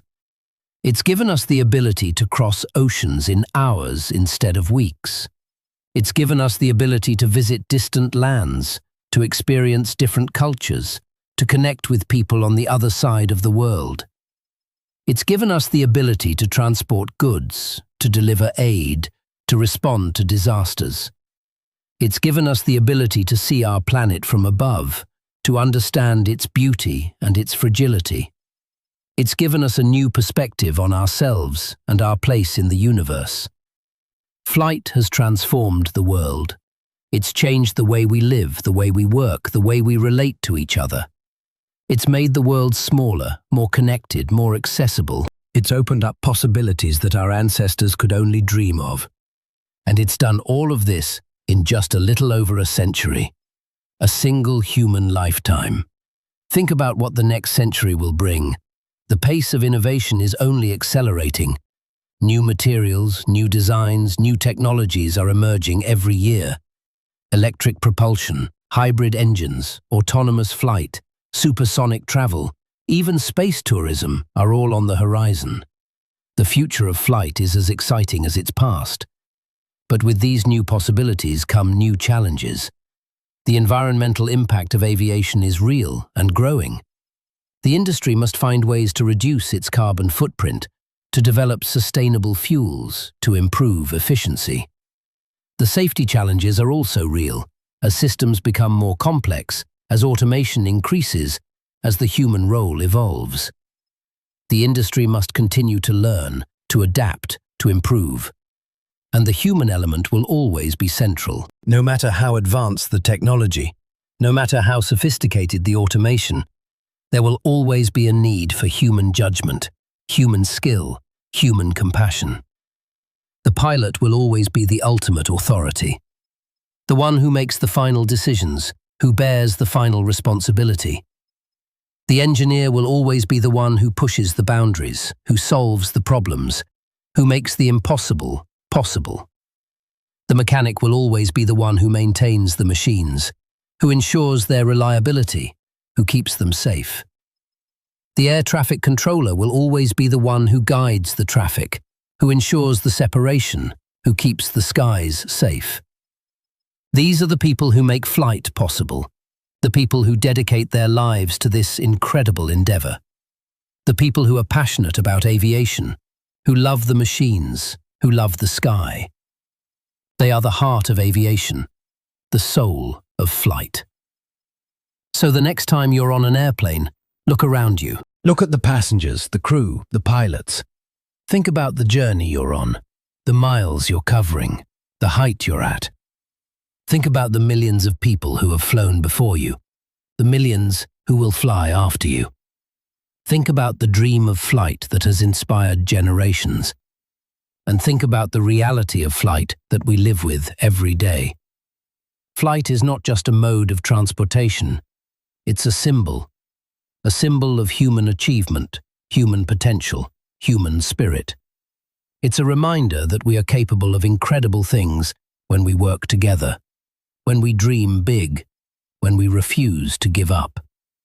It's a reminder that the sky is not the limit, that there is always more to explore, more to discover, more to achieve. And so we come to the end of our journey. We've explored the war of flight, the battle between the forces, the triumph of engineering.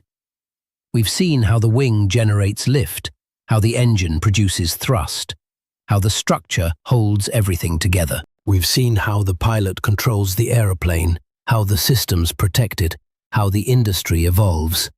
We've seen the whole picture, the entire system, the incredible machine that is modern aviation. But the story of flight is never truly over. It's a story that is still being written, still being told, still being lived. Every flight is a new chapter, every journey a new adventure. The war continues, the forces still fight, the airplane still flies, and we are all part of it, passengers and pilots, engineers and mechanics, dreamers and doers. We are all part of the story of flight, and it's a story that will never end. So as you close your eyes, as you drift off to sleep, Think about the aeroplane that carries you through the night. Think about the forces that hold it up, the engines that push it forward, the pilots who guide it. Think about the centuries of dreaming, the decades of engineering, the millions of flights that have come before. Think about the future, the possibilities, the dreams yet to be realized. And think about the incredible, beautiful, awe-inspiring thing that is flight. It's a gift, a miracle, a triumph. And it's ours, all of ours, to share, to cherish, and to continue. Sleep well and dream of flight. So here we are, deep into this journey. We've covered the four forces: the wing, the engine, the controls, the structure, safety, competition, and the human spirit. We've traced the history and the physics. We've seen the war that's fought every second of every flight. But there's still something we haven't fully explored. Something that connects all of this to the air itself. Something that makes the whole system work.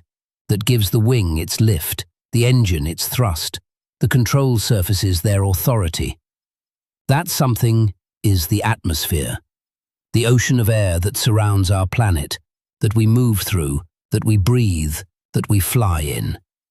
The atmosphere is not empty. It's not nothing. It's a substance, a fluid, a medium. It has weight, density, pressure, temperature, and viscosity. And all of these properties affect flight. They determine how much lift the wing can generate, how much thrust the engine can produce, how much drag the airplane must overcome. They determine how high the airplane can fly, how fast it can go, how far it can travel. The atmosphere is the battlefield on which the war of flight is fought. The first thing to understand about the atmosphere is that it's not uniform. It changes with altitude. As you go higher, the air gets thinner, the pressure drops, the density drops, the temperature drops. These changes are predictable, measurable, and important. They're the reason why airplanes fly at different altitudes, why they have different performance at different altitudes, why they have to be designed for the altitudes they'll fly at. At sea level, the air pressure is about 14.7 pounds per square inch. The density is about 0.076 pounds per cubic foot. The temperature is about 15 degrees Celsius.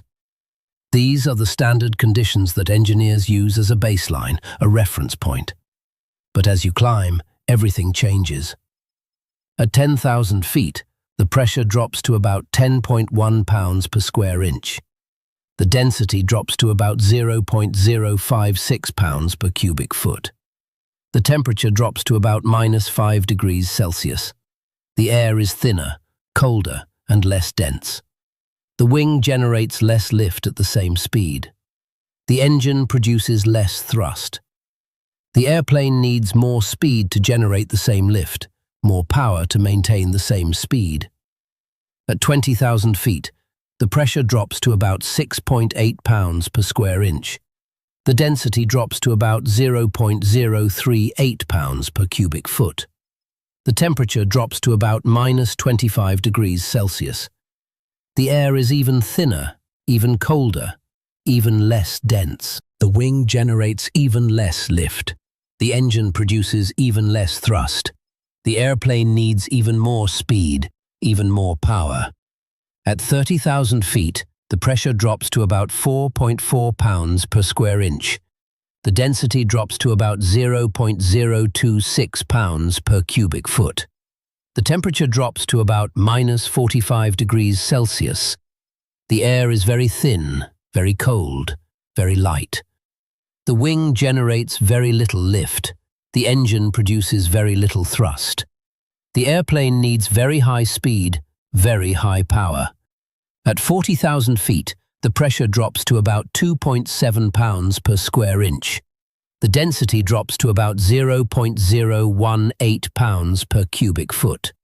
The temperature drops to about -55 degrees Celsius.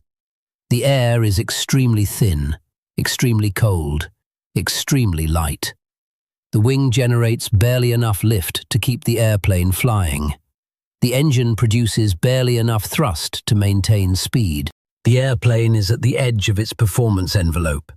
These changes in the atmosphere are the reason why commercial airliners cruise at 35,000 to 40,000 feet. At these altitudes, the air is thin enough to reduce drag, which improves fuel efficiency. But it's not so thin that the wing can't generate enough lift, or the engine can't produce enough thrust. It's a sweet spot, a balance between the competing demands of lift and drag. The atmosphere also affects the way the airplane handles. At high altitudes, the controls feel different. The ailerons, the elevator, the rudder, they all have less authority because the air is thinner. The airplane feels more sluggish, less responsive. The pilot has to make larger inputs, more deliberate movements. The autopilot has to work harder to maintain stability. The airplane is at the edge of its envelope. The atmosphere also affects the engines. The engines need oxygen to burn fuel, and there's less oxygen at high altitudes.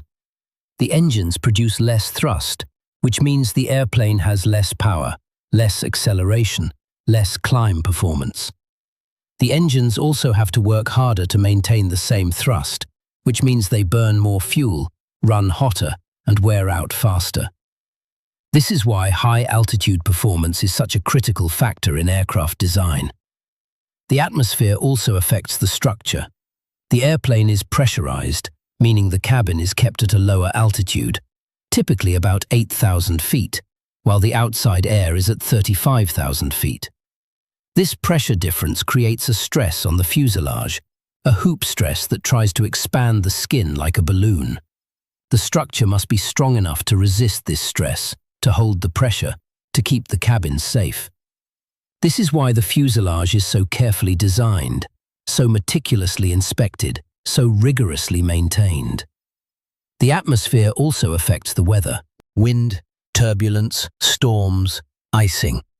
All of these are atmospheric phenomena that affect flight. Pilots must be aware of the weather, must anticipate it, must plan for it. They must avoid thunderstorms, navigate around turbulence, manage icing conditions. The weather is a force that must be respected, that must be understood, that must be managed. Wind is the movement of air. It can be helpful or harmful. A tailwind, a wind blowing in the same direction as the flight, increases the ground speed, reduces the flight time, saves fuel. A headwind, a wind blowing in the opposite direction, decreases the ground speed, increases the flight time, burns more fuel. A crosswind, a wind blowing from the side, can make takeoffs and landings challenging, requiring the pilot to crab the aeroplane, to fly it at an angle to the runway, to compensate for the wind. Turbulence is the irregular movement of air. It can be caused by convection, by winds blowing over mountains, by weather fronts, by jet streams. Turbulence can be bumpy, uncomfortable, sometimes dangerous. It can cause the airplane to pitch, roll and yaw unpredictably. It can stress the structure, fatigue the metal, and disturb the passengers. Pilots must be able to recognize turbulence, to avoid it when possible, to manage it when not. Icing is the formation of ice on the airplane. It can occur when the airplane flies through supercooled water droplets, water that's below freezing but still liquid. When the droplets hit the airplane, they freeze, forming ice on the wings, the tail, the cockpit windows, the engines. Icing can disrupt the airflow, reduce lift, increase drag, and degrade performance. It can also block the instruments and damage the engines. Airplanes are equipped with de-icing and anti-icing systems to prevent and remove ice. These systems use heat, chemicals, or mechanical means to keep the ice from forming. All of these atmospheric conditions, the pressure, the density, the temperature, the wind, the turbulence, the icing, are part of the battlefield. They are the environment in which the war of flight is fought. The pilot must understand them, must anticipate them, must manage them. The engineer must design the airplane to withstand them, to perform in them, to be safe in them. The system must be robust, adaptable, resilient. So the next time you're on an airplane, look out the window. Look at the sky, the clouds, the horizon. Think about the atmosphere that surrounds you, that holds you, that carries you. Think about the pressure, the density, the temperature, the wind. Think about the battle that's being fought, the war between the airplane and the atmosphere, between the forces of flight and the forces of nature.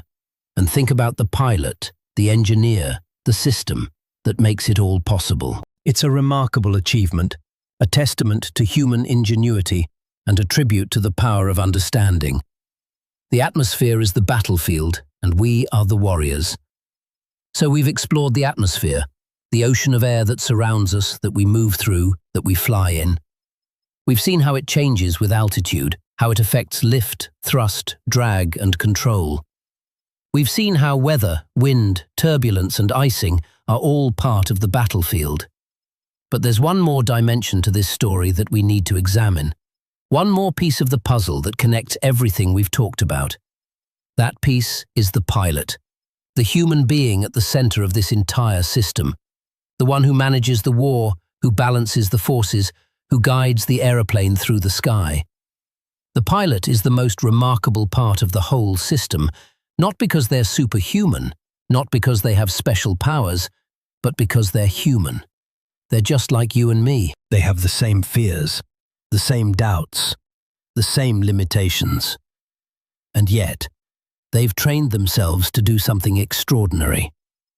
They've learned to fly. Think about what it takes to become a pilot. It takes years of training, thousands of hours of practice, and a constant commitment to learning and improvement. It takes a deep understanding of the principles of flight, the mechanics of the airplane, the systems and procedures. It takes the ability to make decisions quickly, to stay calm under pressure, to think clearly in emergencies. It takes physical stamina, mental focus, and emotional resilience. It takes all of this and more. The journey to becoming a pilot begins with a dream of flight, of freedom, of adventure.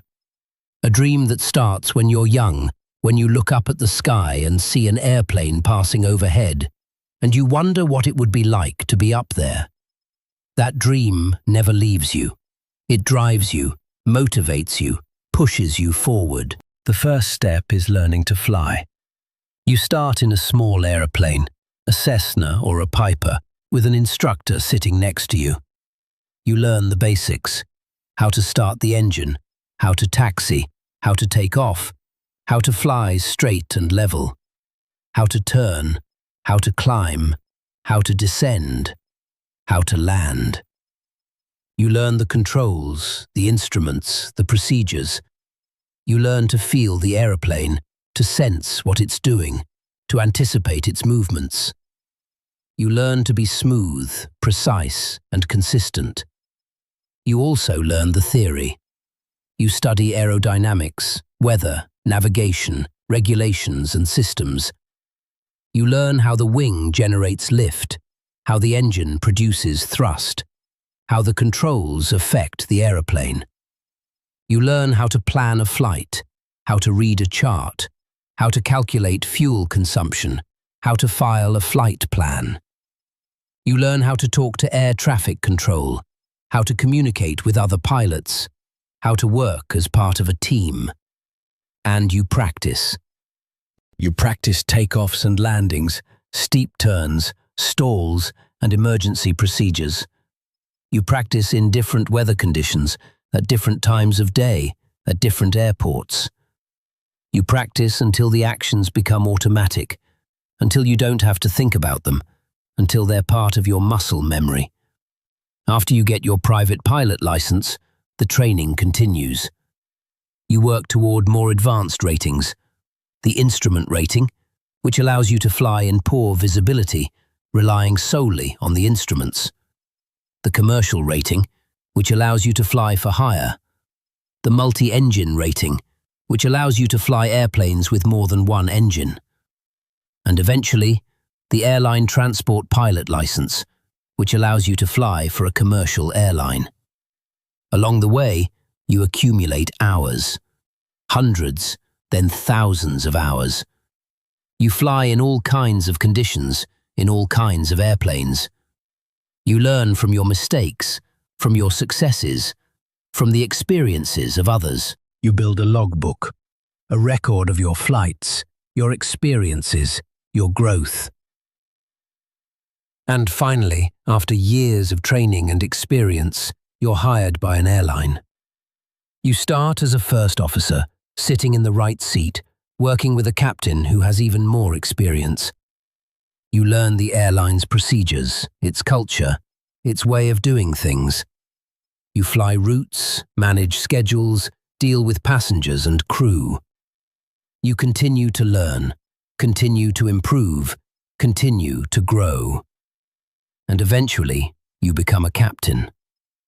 You're the one in charge, the one responsible for the safety of the flight, the crew, and the passengers.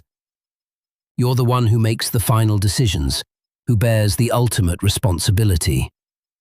You're the one who manages the war, who balances the forces, who guides the airplane through the sky. But even as a captain, you never stop learning. You attend recurrent training, which is mandatory every 6 months. You practice in the simulator, flying scenarios that can't be practiced in the air. You study new procedures, new regulations, new technologies. You learn from accidents, from incidents, from near misses. You share your knowledge with others. You mentor younger pilots. You contribute to the culture of safety. The pilot is not just a technician. They're a leader, a manager, a decision maker. They must be able to assess situations quickly, to make decisions under pressure, to communicate effectively with the crew, the passengers, and air traffic control. They must be able to handle the unexpected, the unusual, the emergency. They must be able to stay calm, to think clearly, to act decisively.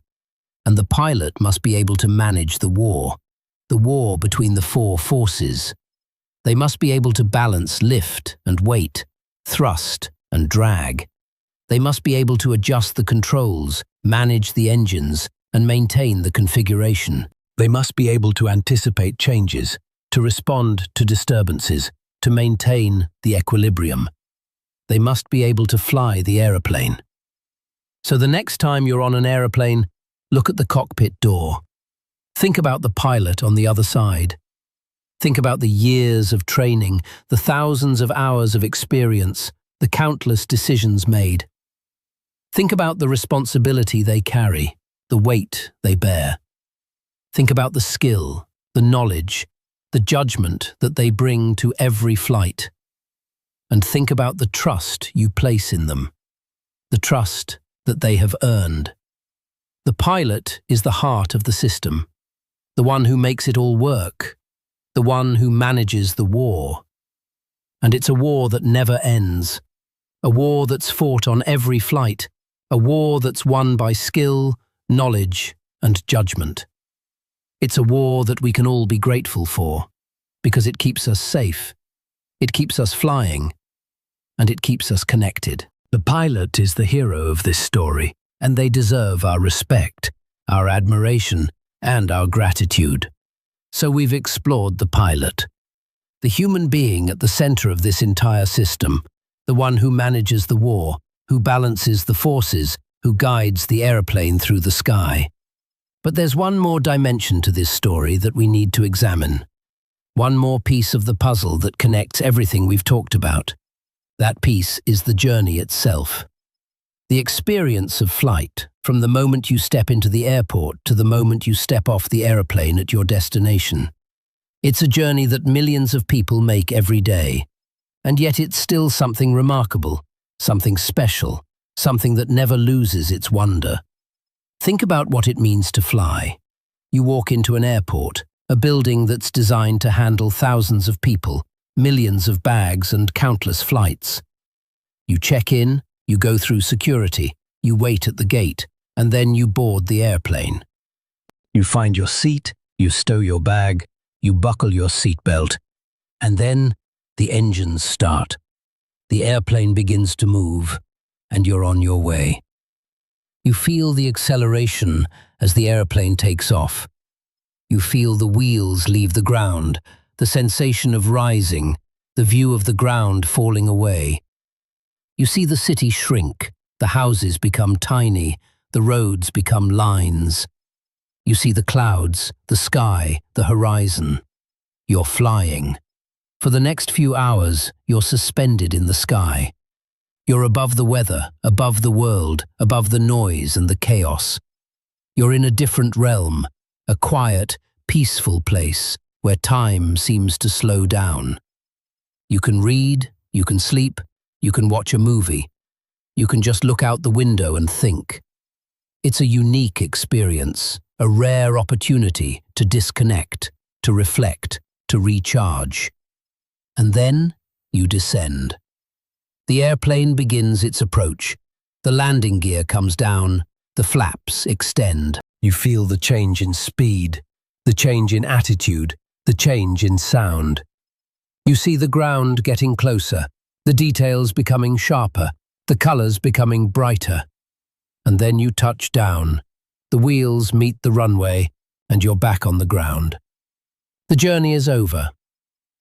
But the experience of flight is more than just the physical sensation. It's also an emotional experience.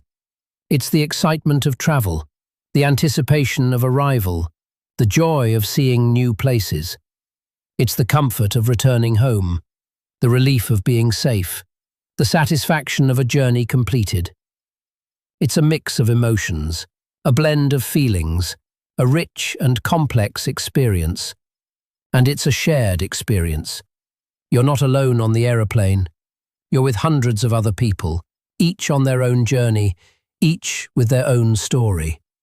You're all together in this metal tube, hurtling through the sky, trusting in the same system, the same pilots, the same engineering.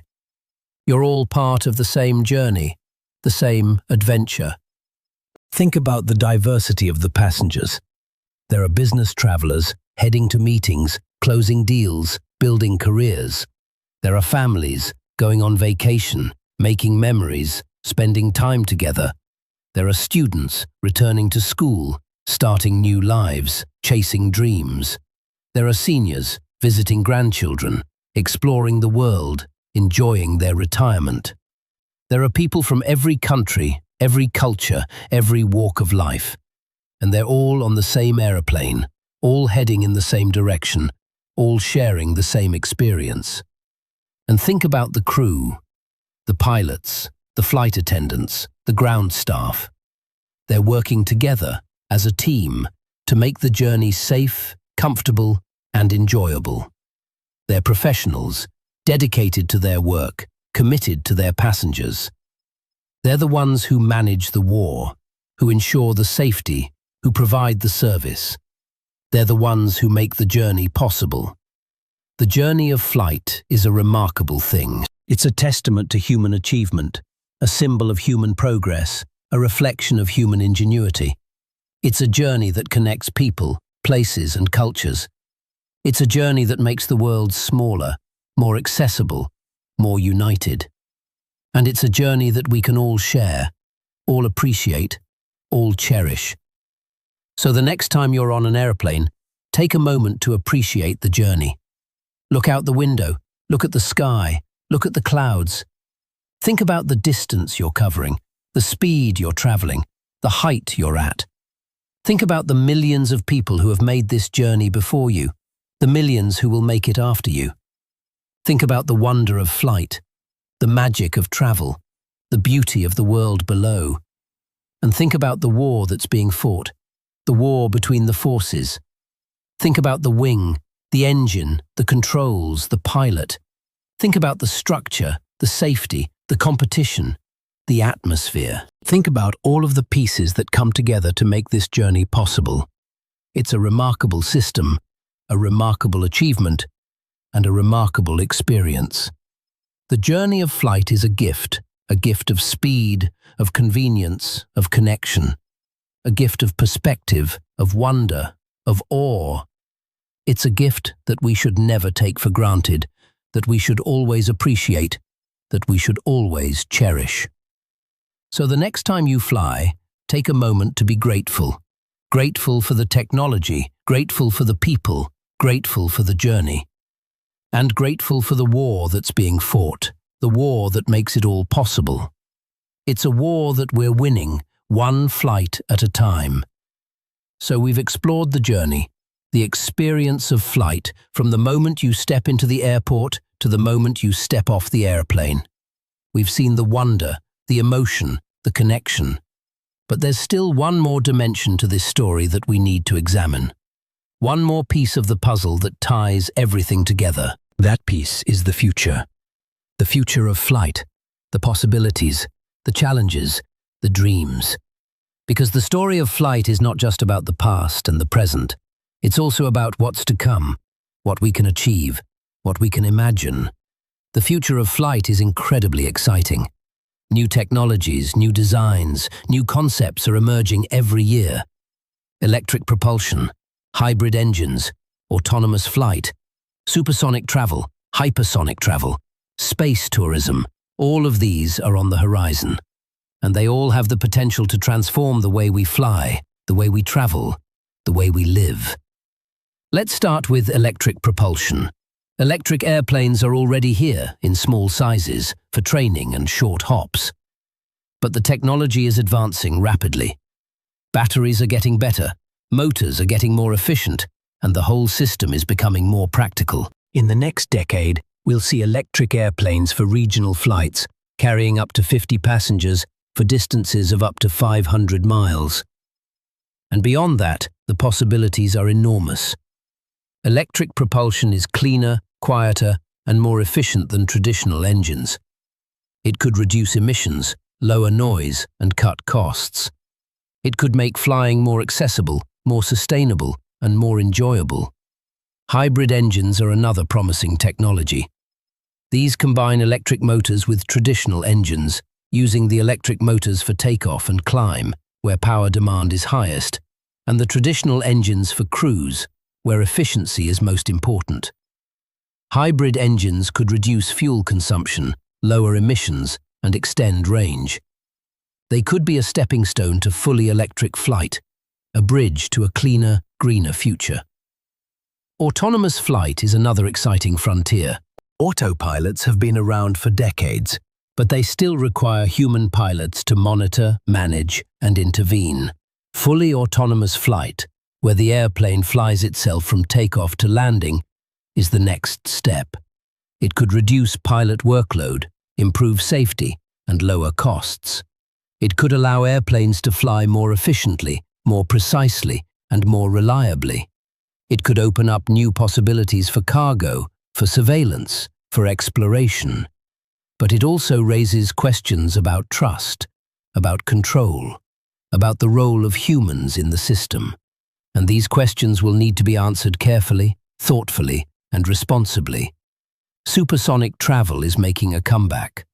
The Concorde, which retired in 2003, was the first and only supersonic passenger airliner. It flew at Mach 2, crossing the Atlantic in just over 3 hours. But it was loud, expensive, and inefficient. New designs are addressing these issues. New materials, new aerodynamics, new engines are all being developed to make supersonic travel quieter, cheaper, and more sustainable. In the next decade, we'll see new supersonic airplanes carrying passengers across the ocean in half the time. And beyond that, hypersonic travel, flying at Mach 5 or more, could take us from London to New York in under an hour. Space tourism is also becoming a reality. Companies like Virgin Galactic, Blue Origin, and SpaceX are developing vehicles that can take paying passengers to the edge of space. It's expensive for now, but the cost is coming down. In the future, space travel could become as routine as air travel is today. It could open up new frontiers, new experiences, new possibilities. It could change the way we see ourselves, our planet, and our place in the universe. These are just a few of the technologies that are shaping the future of flight. There are many others. New materials like graphene and carbon nanotubes that are lighter and stronger than anything we have today. New aerodynamics, like blended wing bodies, that are more efficient and more comfortable. New engines, like open rotors and geared turbofans, that are quieter and more fuel efficient. New systems, like fly-by-wire and artificial intelligence, that are smarter and more capable. The future of flight is full of possibilities, but with these new possibilities come new challenges. The environmental impact of aviation is real and growing. The industry must find ways to reduce its carbon footprint, to develop sustainable fuels, to improve efficiency. The safety challenges are also real, as systems become more complex, as automation increases, as the human role evolves. The industry must continue to learn, to adapt, to improve. The regulatory challenges are also real, as new technologies push the boundaries of existing rules, as new players enter the market, as new risks emerge. The industry must work with regulators, with governments, with the public, to ensure that the future of flight is safe, sustainable, and equitable. And the human element will always be central. No matter how advanced the technology, no matter how sophisticated the automation, there will always be a need for human judgment, human skill, human compassion. The pilot will always be the ultimate authority, the one who makes the final decisions, who bears the final responsibility. The engineer will always be the one who pushes the boundaries, who solves the problems, who makes the impossible possible. The mechanic will always be the one who maintains the machines, who ensures their reliability, who keeps them safe. The air traffic controller will always be the one who guides the traffic, who ensures the separation, who keeps the skies safe. The future of flight is not just about technology, it's about people. It's about the dreamers, the builders, the flyers. It's about the passengers, the crew, the communities. It's about the connections that flight makes possible, the opportunities it creates, the world it builds. The future of flight is a shared future, a collective future, a human future. So the next time you're on an aeroplane, look out the window. Look at the sky, the clouds, the horizon. Think about the future of flight, the possibilities, the challenges, the dreams. Think about the technologies that are coming, the changes that are happening, the world that we're building. Think about the war that's being fought, the war between the forces, the war that will continue to be fought, in new ways, with new tools, for new purposes. And think about the role that you can play, the contribution you can make, the difference you can be. The future of flight is ours to shape, and it's a future that's full of promise, full of potential, full of hope. Sleep well and dream of the future of flight. So here we are, at the end of this long journey. We've traveled through the history, the physics, the engineering, and the human story of flight. We've explored the four forces, the wing, the engine, the controls, the structure, the safety systems, the competition, the atmosphere, the pilot, the journey, and the future. We've seen the war that's fought every second of every flight, the war between lift and weight, thrust and drag. And we've seen how that war is won through skill, knowledge, and judgment. But now, as we come to the end, I want to leave you with something, a thought, a feeling, a perspective. Because the story of flight is not just a story about machines and forces. It's a story about us, about what we can achieve when we work together, when we dream big, when we refuse to give up. It's a story about the human spirit, about our endless curiosity, our relentless drive to explore, our refusal to accept limits. Think about what flight has given us. It's given us the ability to cross oceans in hours instead of weeks. It's given us the ability to visit distant lands, to experience different cultures, to connect with people on the other side of the world. It's given us the ability to transport goods, to deliver aid, to respond to disasters. It's given us the ability to see our planet from above, to understand its beauty and its fragility. It's given us a new perspective on ourselves and our place in the universe. Flight has transformed the world. It's changed the way we live, the way we work, the way we relate to each other. It's made the world smaller, more connected, more accessible. It's opened up possibilities that our ancestors could only dream of, and it's done all of this in just a little over a century, a single human lifetime. And now, as we look to the future, the possibilities are even greater. Electric propulsion, hybrid engines, autonomous flight, supersonic travel, hypersonic travel, space tourism. All of these are on the horizon. They could transform the way we fly, the way we travel, the way we live. They could make flying cleaner, quieter, more efficient, more accessible. They could open up new frontiers, new experiences, new possibilities. But with these new possibilities come new challenges. The environmental impact of aviation is real and growing. The industry must find ways to reduce its carbon footprint, to develop sustainable fuels, to improve efficiency. The safety challenges are also real, as systems become more complex, as automation increases, as the human role evolves. The industry must continue to learn, to adapt, to improve. The regulatory challenges are also real, as new technologies push the boundaries of existing rules, as new players enter the market, as new risks emerge. The industry must work with regulators, with governments, with the public, to ensure that the future of flight is safe, sustainable, and equitable. And the human element will always be central.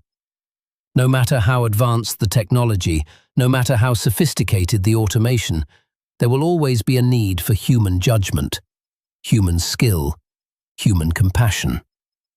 The pilot will always be the ultimate authority, the one who makes the final decisions, who bears the final responsibility.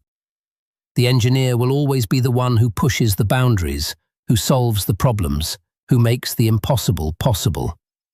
The mechanic will always be the one who maintains the machines, who ensures their reliability, who keeps them safe. The air traffic controller will always be the one who guides the traffic, who ensures the separation, who keeps the skies safe. These are the people who make flight possible, the people who dedicate their lives to this incredible endeavor, the people who are passionate about aviation, who love the machines, who love the sky. They are the heart of aviation, the soul of flight.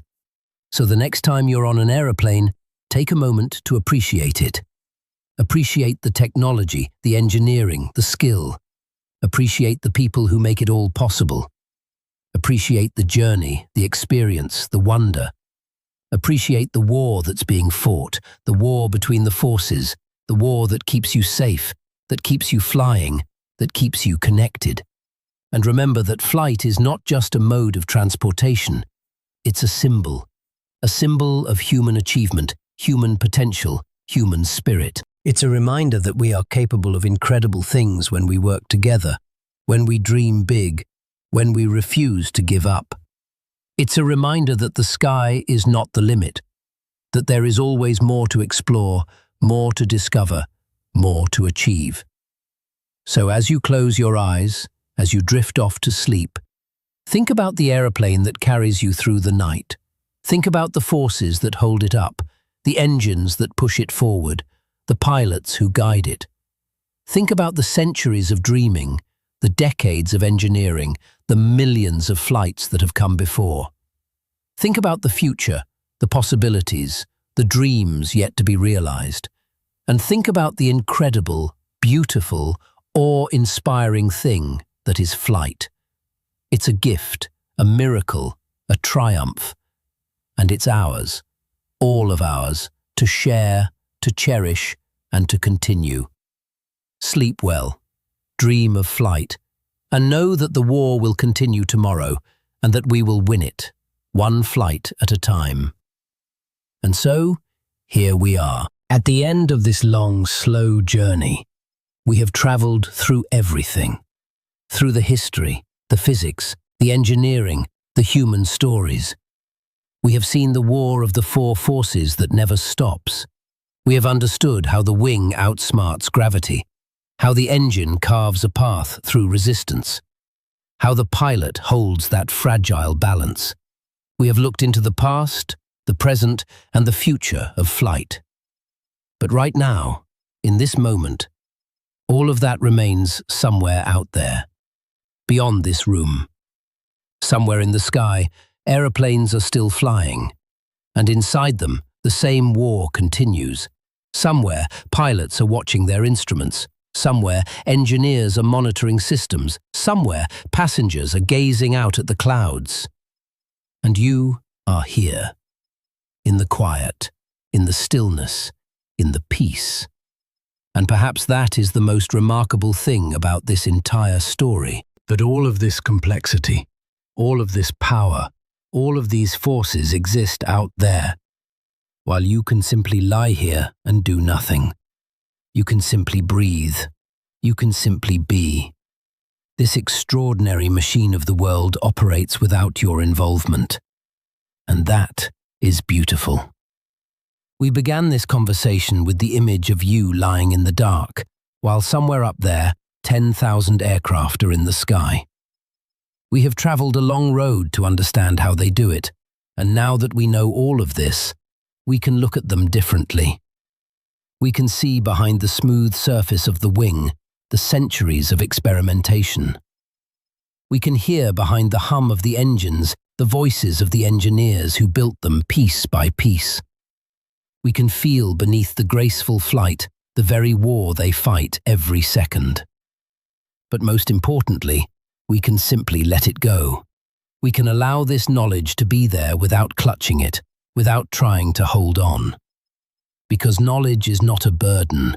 It is not something you must carry with you. It is something you can set beside you and let glow quietly, like a nightlight in a dark room. Outside your window, if you can hear it, perhaps an aeroplane is passing.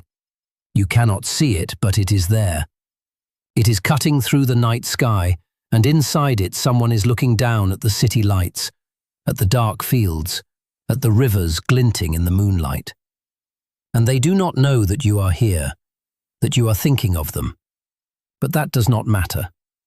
We are all connected by this invisible thread, the thread of flight, of motion, of the human yearning to rise. The war continues. It will continue tomorrow, and the day after, and 100 years from now. But right now, in this moment, it is somewhere far away. And here, there is only you. Only this moment. Only the silence. You can allow yourself simply to be. You can allow yourself to rest. You can allow yourself not to know everything, not to remember everything, not to hold everything in your mind. Because someone else has already done that for you. Someone else has already thought through every detail, calculated every force, built every machine. Someone else is already fighting this war so that you can lie here and simply breathe. And perhaps that is the kindest thing engineers have ever done for us. They have made it so that we do not have to think about it. They have made it so that we can trust. So let the aeroplanes fly. Let the forces battle. Let the world keep turning. And you, just rest. Just close your eyes. Just allow yourself to sink into that warm, soft darkness that waits for you. You deserve this. You have traveled a long road. You have learned so much. You have been an attentive listener. And now, it is time to rest. Good night. May your sleep be as light as a cloud. May your thoughts be as quiet as the stars. And may you know that somewhere up there, someone is still watching over things so that you can sleep peacefully. You are safe. You are in good hands. And tomorrow, when you wake, the sky will still be there. The airplanes will still be flying. The war will still be waged. But you will be rested. And that, more than anything, is what matters most. Good night.